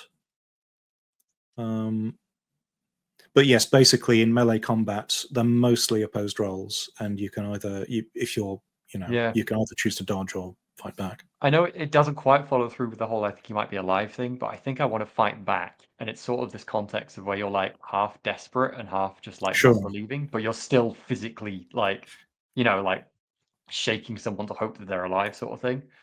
I mean, there are combat maneuvers. You could say that you're trying to hold him down or trying to.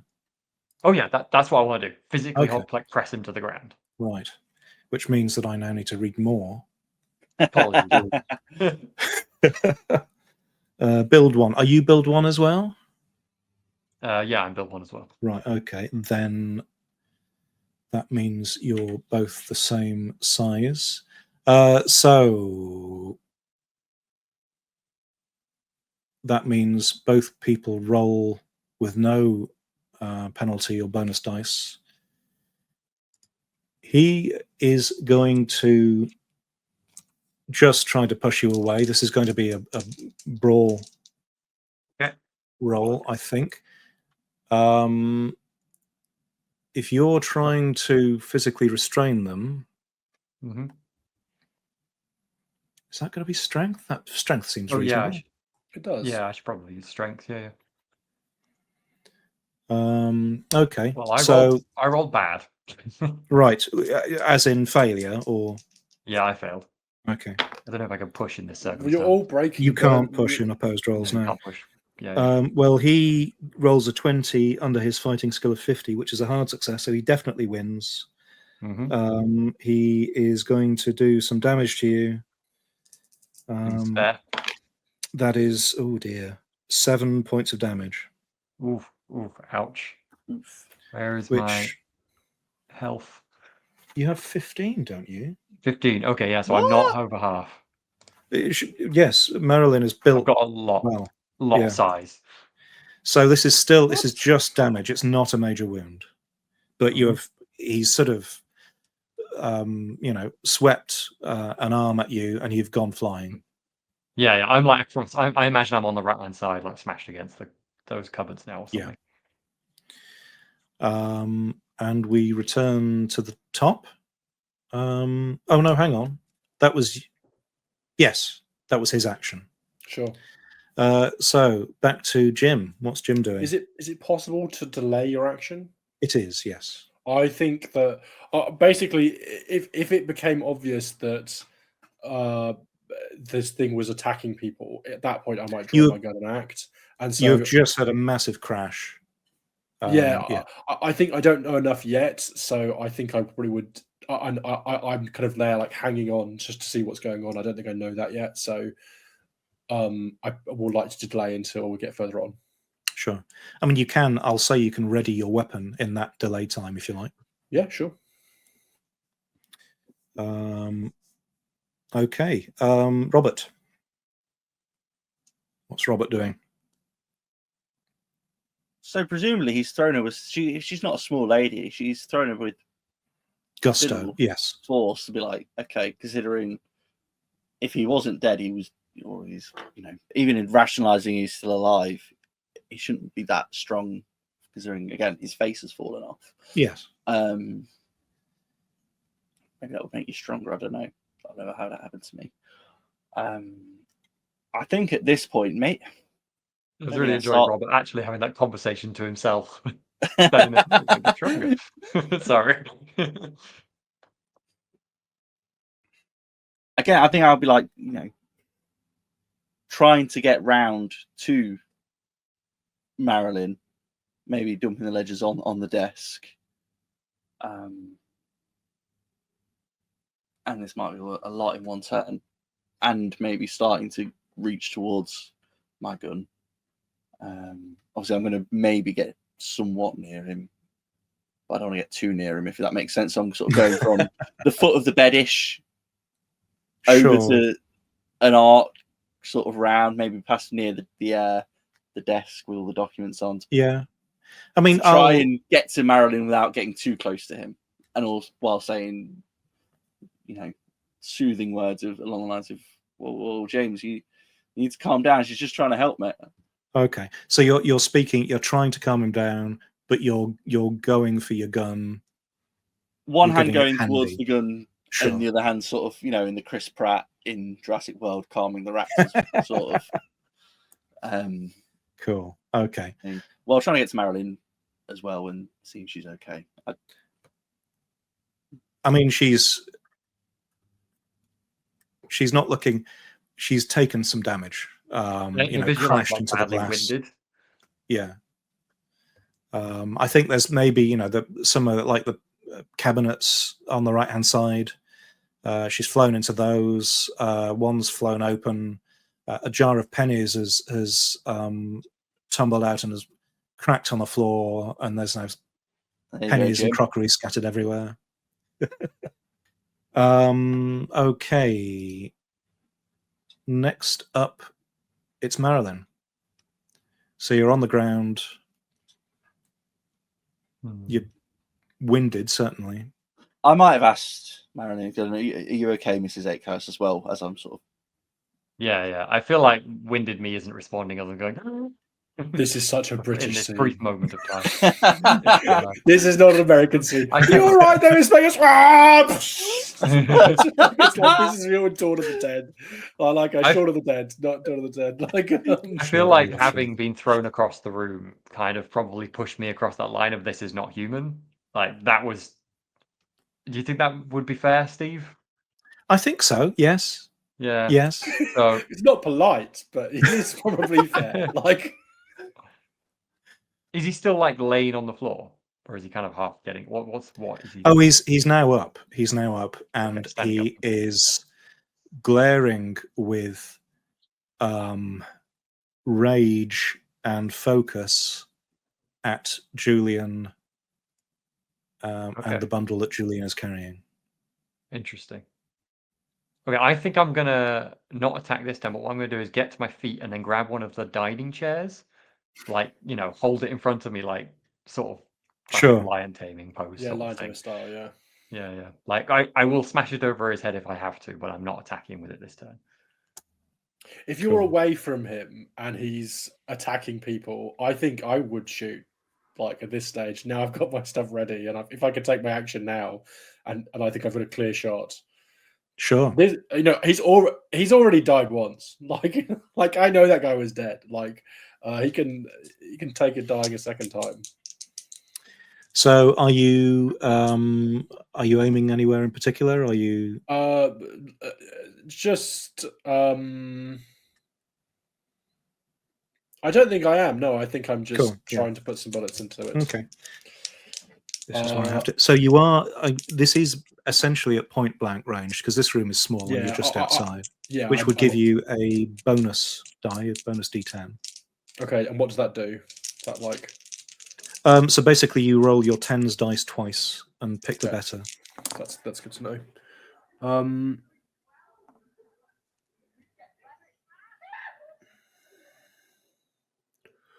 Okay, that's a 10 as under 20, which is my shooting skill. So that is a hard success, I think. Okay. I now have to remember. I don't think hard successes. Count in shooting somebody. Maybe not. I'll check. I think it's screen. extreme, or there is Yeah, I'll have a look at the old. I know that there is piercing damage if you get a crit or something, but hang on. Where are you now? Yes, it has to be an extreme success for Sure. max damage. So you just got a hard. Okay, but you did hit. Oh, he's going to try to dodge. So you rolled. You got a hard success, right? Yes. 10 under 20. 10 under 20, yeah. Right. Well, he's going to try to dodge. His dodge is not great, he says, trying to find He's it. dead. Like, I mean, He fails to dodge, so you hit him. And what does your weapon that's do? a great question. A gun of this caliber and size does. Oh, this is the one you got from the wardrobe, isn't it? Yeah, it's mine. A 41 revolver. It's yours. It's yours now. Is it a 41 revolver? Was it or A 35, I believe. a 35? 32. I've got a 35.7. Well, 0.357. Wardrobe. 0.32 revolver, 1d8 damage. Yeah, 6 1d8. bullets. Okay. How many can I fire in a round? Oh God. Oh, Hole. I mean, you can if it allows multiple shots, you can do multiple shots, but each would have to have a penalty die with the roll. Let me just quickly check that. A first shot does 2 damage, but I will check I will check the rules on firing Sure. multiple shots, and then if I could, I would have fired as many as I could. Well, not admittedly I could, but a reasonable number. Yeah. Well, we can Okay, no, that's fine. Yeah, if they each have penalties for the then next it's a round, yeah, because otherwise we'd have to Sure, undo. that's totally fine. Yeah, that's fine. But basically, so you said 2 damage. 2 damage. Okay, let's find out where you hit him. Rolling a d20. Oh, you lucky person! Ooh, straight in the toe. Yes, In it's a weak dreaded spot. toe shot. So I was rolling a d20 for the optional hit locations on your behalf. Thank you. Because I'm feeling kind like that. No, I appreciate it. 20 is a shot in the head. Great. So you hit him in the head for 2 points of damage. Well done. Well, and that's the end of it, right? Yes, His he head's only already had two- he damaged, only had 2 so points. he surely Yes. only had 2 left. Okay, right. Who is next? You went before John, I believe. I think Julian. Yes. What's Julian doing now? Julian's turn now, yeah. So Clayton's come back in and is firing a gun. I'm kind of like not standing in the doorway, but I'm kind of like just outside. I've kind of come back to like I'm just outside the doorway and we're shooting in through the doorway. I tripped over Robert. Where did Robert go? I ended up probably near where the armchairy thing is by now, I think. Okay, I'm going to make another break for the exit then. Okay. Another dex roll. Pass. 39 under 40. Okay. Where is Jim standing? Jim is, I presume, are you shooting through the door? Yeah, as I said, so I'm kind of like a foot or two back. I think you could get Right. past me. I'm not trying to block the door, but I am very close to it. Maybe even maybe my gun, my hand is in the doorway or within that area. But I think you could. I'm not like, I don't think I'm blocking the door. That's how I would have tried to stand, but I don't. This is the maybe- classic maybe run we out can the door roll. while someone is outside the door shooting in. Yeah. I mean, I waited until after he I mean, finished like, shooting. or like Yeah. maybe I'm kind of like like leaning scared around the door. That would be fair. You know? That would be fair. Like like I'm not in the room. Like Okay. So that's maybe that's what's happening. Right. So you Julian, you can get past Jim. You're not too far away, but you have made it through the door and behind Jim. Right. Now it's the monster's turn. And the monster will rush towards the door.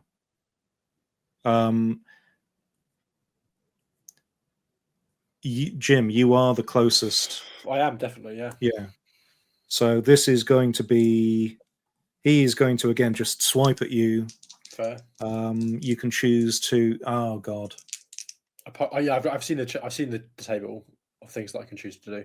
Yeah. Fight back, maneuver, dodge. I probably would fight back. But I mean, so you're holding a gun. That's true. Hitting him with a gun. Yeah, I'm not. I don't think you can shoot him. You can maybe try to sort of pistol whip him.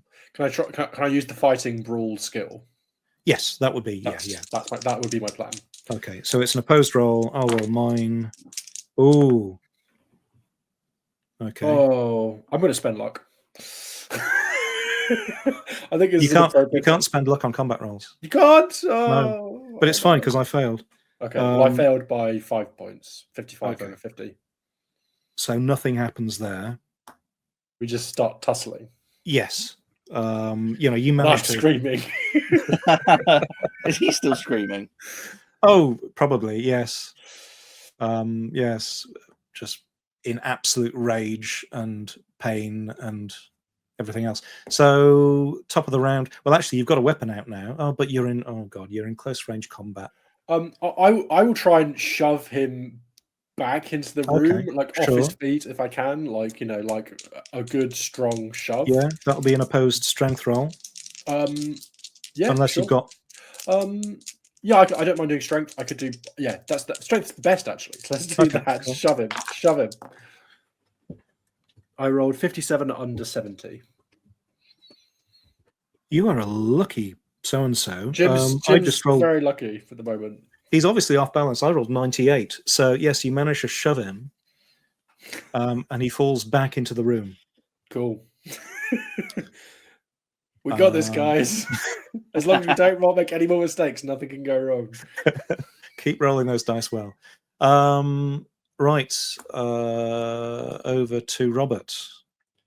Maybe I'll start dealing with all of this now. You've got your gun out, haven't you, Robert? Yeah, I mean, I was starting to draw my weapon last round, so if I can draw and fire it, can I do that in one go? Yeah. I think that's fine. Yeah. Because you said before you were my one shot that I can do it at him. This go. Now then, has he tried to dodge? Yes. Well, he's tried to fight back. So you're at point blank range, which will give you a bonus die. I think he's used his reaction for this round, and he is outnumbered, which gives you another bonus die. If you were to do a cold shot, you would have to take a penalty die, which would mean you'd subtract one bonus die, but that's up to you. So if it's a standard shot, you've got 2 bonus dice. 2 bonus dice is nice, as they always say. So, yeah. Is Avery a good shot? On a scale of 0 to 100, is about 60. Right. Sure. So, roll my 10s first. I only have not that many dice. Come on.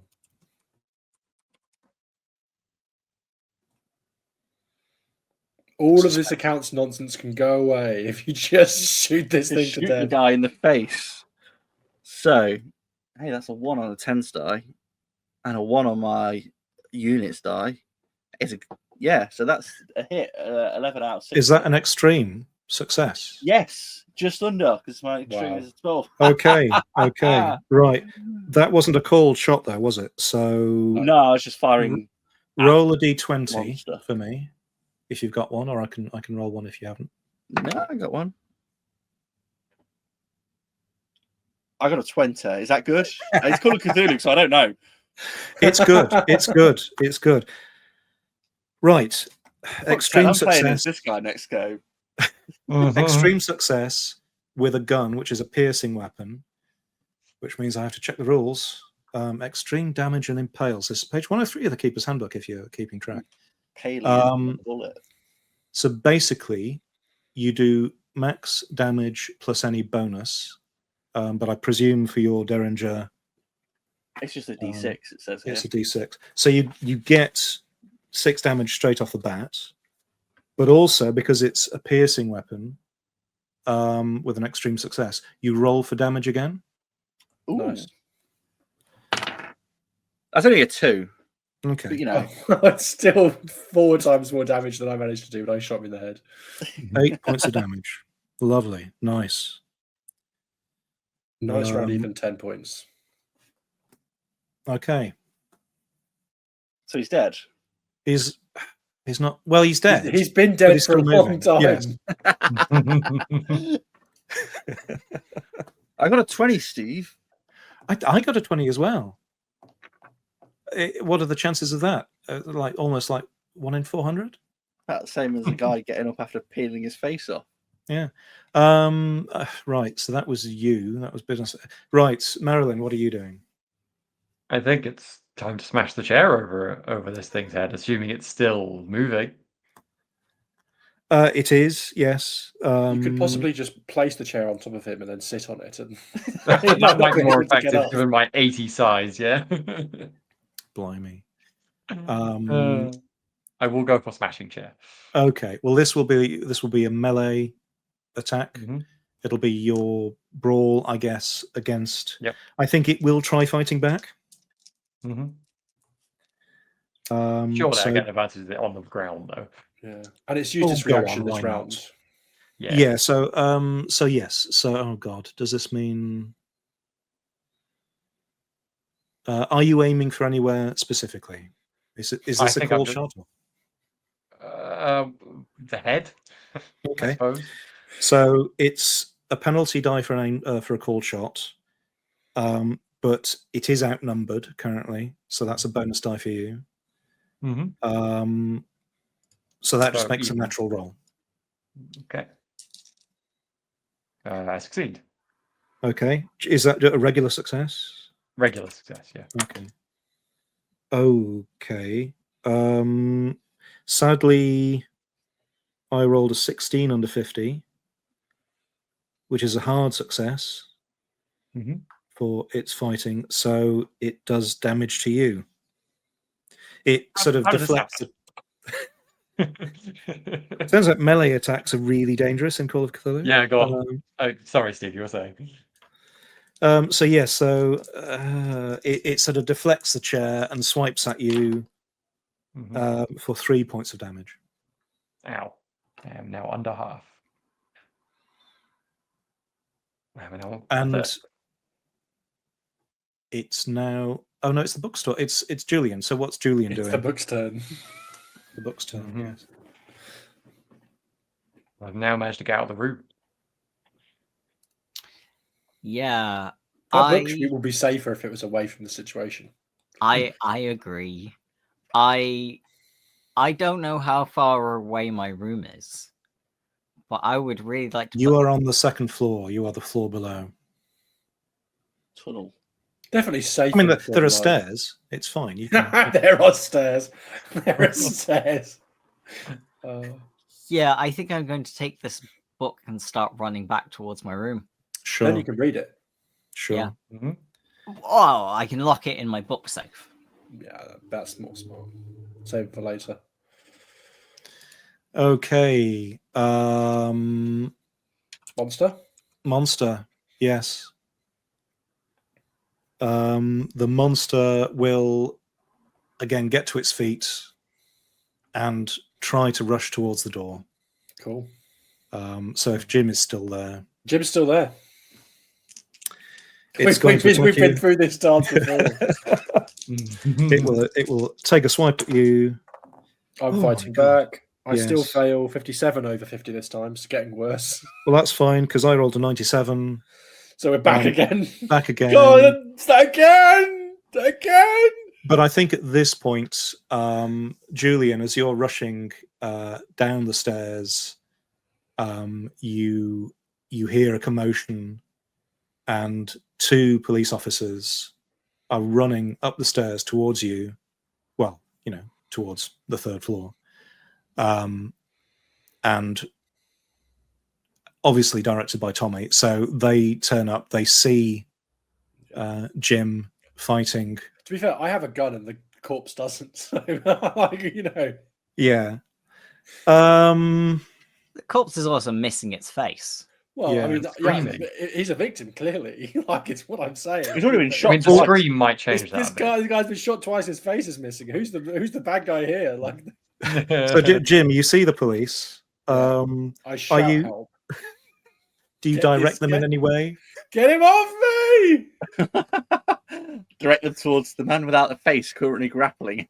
Shoot! I probably would shout, shoot the bastard! I mean, they will have heard gunshots. Yeah.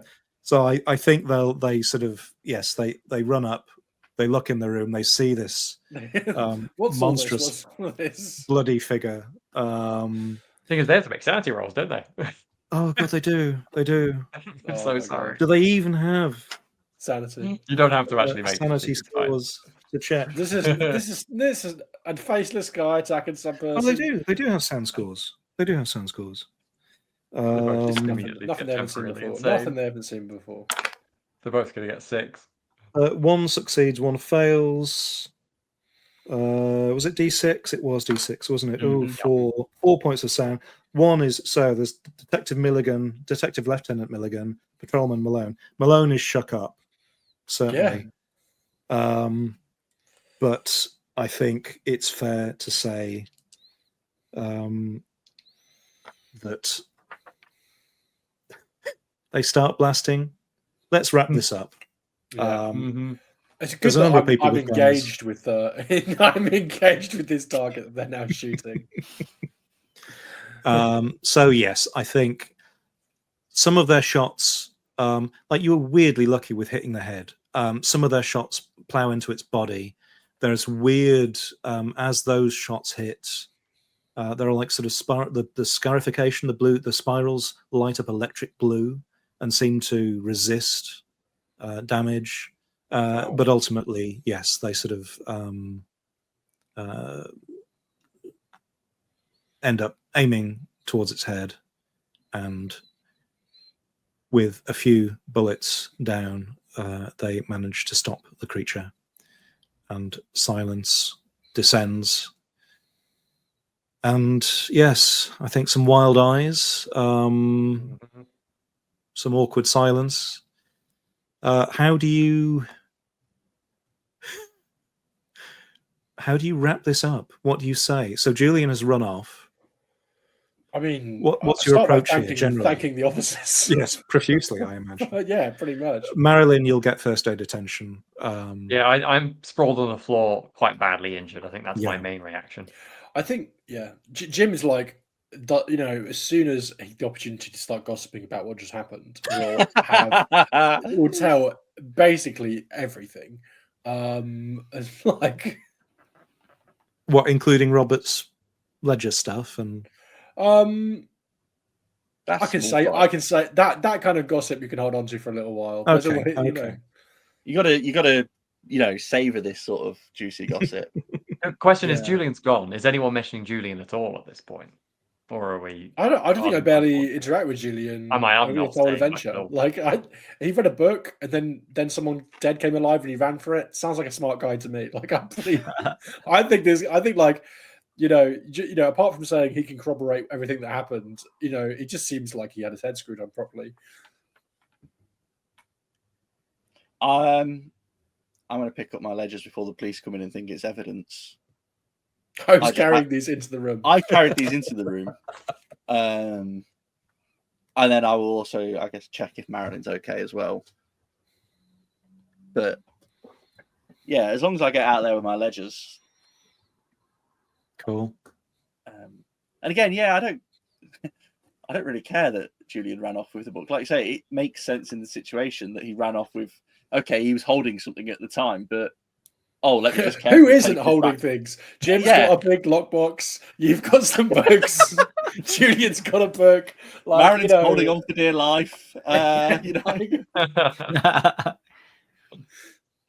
think Julian is locking the book away in his own lockbox, and then locking the door, and then hunkering down until either he comes back to his senses or the police come knocking to ask him questions.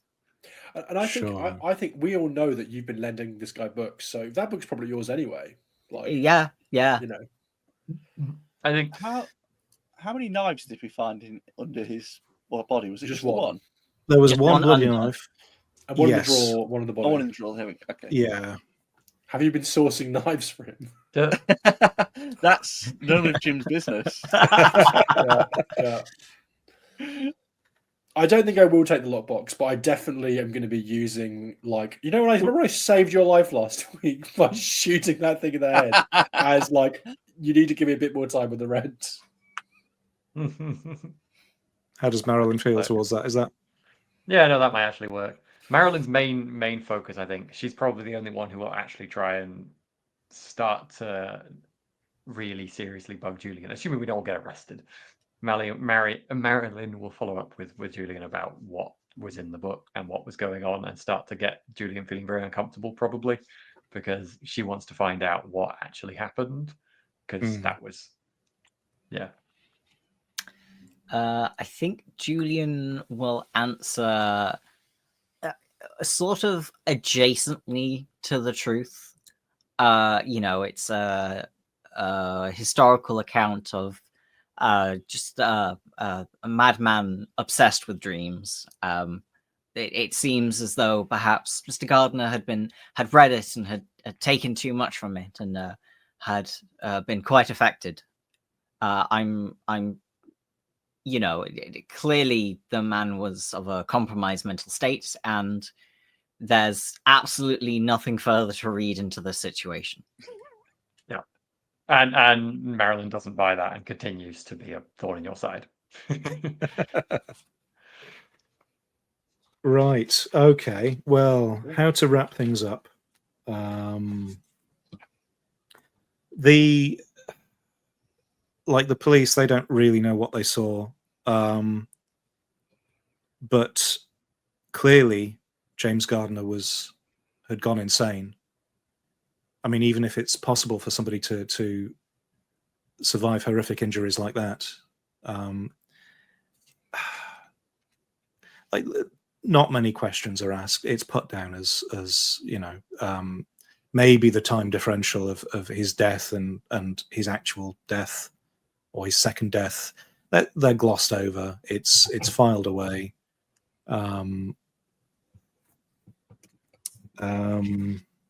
It is deemed that he killed himself by the police. Then there's no investigation for us or anything. Okay. Yes. I think we've got a valid case of self-defense when we all go, yeah, the guy. I think so. I just wanted to make sure. It's just the sort of the temporal arrangement of killing oneself with obsidian knives. Anyway, let's not dwell on the details, because that way only madness lies. Sure. The last thing in game, I'll say, is Julian studying that book further. Yeah, very definitely. Then Yeah, it is. Yeah, If you it start might be- chanting, I will be absolutely telling everyone who was involved because that's what I heard from the other guy, and that didn't work out very well. So it is a powerful book. It might be cursed. Really? You might start thinking to yourself that, wondering about this way of traveling to these dreamlands, that it is an entirely possible thing that you could do. Just a whisper in the back of your mind. Yeah. I think I will. With You see, Mr. he got it Clayton- wrong. You see, he got it wrong. He got the spell wrong. He'd misconstrued something in the writing. Though there is a way of doing this. He did it too early. It's the solstice. He should have. His timing was off. That's what messed up the incantation. He killed himself too early. I think with Mr. Clayton and Mrs. Akehurst breathing down my neck, at some point Mr. Zimmerman is going to move out of the boarding house and instead just set up a bed in the back of his bookstore. Sure. Oh dear. In Let's keep it that peace way. and quiet. The fracturing of that wonderful household community. Mhm. I think Mrs. Akehurst will probably not continue to work at the boarding house after a fairly short time after this. She'll probably go and get a job somewhere else. Right. Well, out of game then, did you piece things together? Was there enough stuff there to figure out what went on? Do you want to? I mean, The guy read a book and went a bit. I didn't really obsessed about it get and got a bit cursed. Robert's connection to it. Essentially, Robert succeeded then. yeah. did you supply the knives? I supplied the Definitely knives. no. Um, Of Knives, course. obsidian knives aren't illegal, and this is Robert's thing. Is No, he, they're not. He does work in imports In and exports, America. and wait, Yeah, In the proud United States of America, obsidian knives are not illegal. exactly. Did So he Julian works. take one of the obsidian knives? No. No. So so Maybe you I got- should have. Yeah, Robert, what did Robert do? Well, Robert works with getting the ingredients for alcohol and the brewing of into the sitter. Now, those ingredients aren't illegal to have, No. and this is Just like Robert's obsidian knives. defensive. I don't actually handle anything illegal. What people choose to do with hops and grains This is America. if it's brewing equipment. and brewing equipment, that's up to them. And same with obsidian knives. And okay, some of the he basically works with the mob, and some of his other business deals didn't go so well, so he got James Gardner to cook the books. Yeah. And then the mob started asking questions, so he's like, "Oh, I need them." That's why Oh he's no, like, you I were don't ca- forging financial evidence from the mob. "Yeah," because I was Like stealing not even from them. the IRS, from the mob. It's funny because Oh, the neighbor character has very high accounting skills. So I imagine there's a world where he's supposed to kind of be poring over the books and being like, "Oh, what have you done, Avery?" Yeah, that But was. I that just was a wasn't in the right possibility. place at the right time for any of that stuff. So yeah. Amazing. My character was just tragically in love with James Gardner. That was my whole Yeah. plot point, really. So Sad. Do you want to read out the letter you note. got from him? Oh yeah. It's out of yeah. game. Makes it even sadder. Dear Marilyn, I feel ashamed for having avoided you for so long, and doubly so if I have misread your intentions. The truth is, I couldn't bear for you to see me as I am now, a broken shell of a man. In years gone by, I was able to visit a place of incredible wonders, a place where I felt whole. In recent times, it seems I lost my way, but I believe I have found a method to return there. Perhaps in the future, you will find your own path there, and we might be together, free from the nagging trivialities of this tawdry world. I truly hope so. Yours, James. Now, you see, if he Do you hadn't hope have so woken too? up as a screaming monstrosity, Yeah. I feel like she might have been genuinely interested in finding out about what he knew. Probably still a bit sad, but genuinely interested. However, It's a screaming real monstrosity turn off when a guy's face falls off. puts you off a bit. Yeah. Yeah, it gives me the ick. Yeah. Because I was sort of leaning towards Buy me Marilyn dinner actually gonna first, start am I looking right? this stuff up. Sorry. It's okay. Sorry. So I'm guessing that Gardner had previously found a path into the Dreamlands and had Mhm. tried to beseech Yog Sothoth to take him back, and it went very wrong. By when exactly it was going to go. I mean, yeah. Basically. So Gardner was able to visit the Dreamlands in the past. For some reason that stopped. That was why the stuff you found in the nightstand was laudanum and cocaine, I think. Oh yeah, that Um, makes sense. Makes sense. He found this, so he'd obviously got books from you to help study Greek. Somehow he'd found this tome that he referred to, the one you've now got, the Book of Dream Memories. And in reading that, he was essentially, he was able to get back into the Dreamlands, but he was being manipulated by this evil, I say evil, this presence of a long dead Evil, sorcerer good. who was essentially cool. manipulating him into providing a body in this world. So the all cleansing body and emptying it, who knows where his soul has traveled off to. The idea was that his body was empty and would be armored and be a vessel for the sorcerer to return to this world. Right. Um, So that's Off. what we encountered. Okay. yeah, And was the sorcerer the monk who originally wrote the book? Or that's a was the great sorcerer question. just- Mm, Okay. interesting. Cool. But there we are. That's cool. Or Thanks, was the Steve. That was sorcerer really a fun. cover for a certain frequently visited visitor of the channel? Mm. Right. Well, yes, blah blah blah. Right. Yes, I think we're done. Any other questions or? or No, thank you very comments? much, Steve. That was really fun. Good. Yeah, Cool. really fun. Yeah, Enjoyed really that a lot.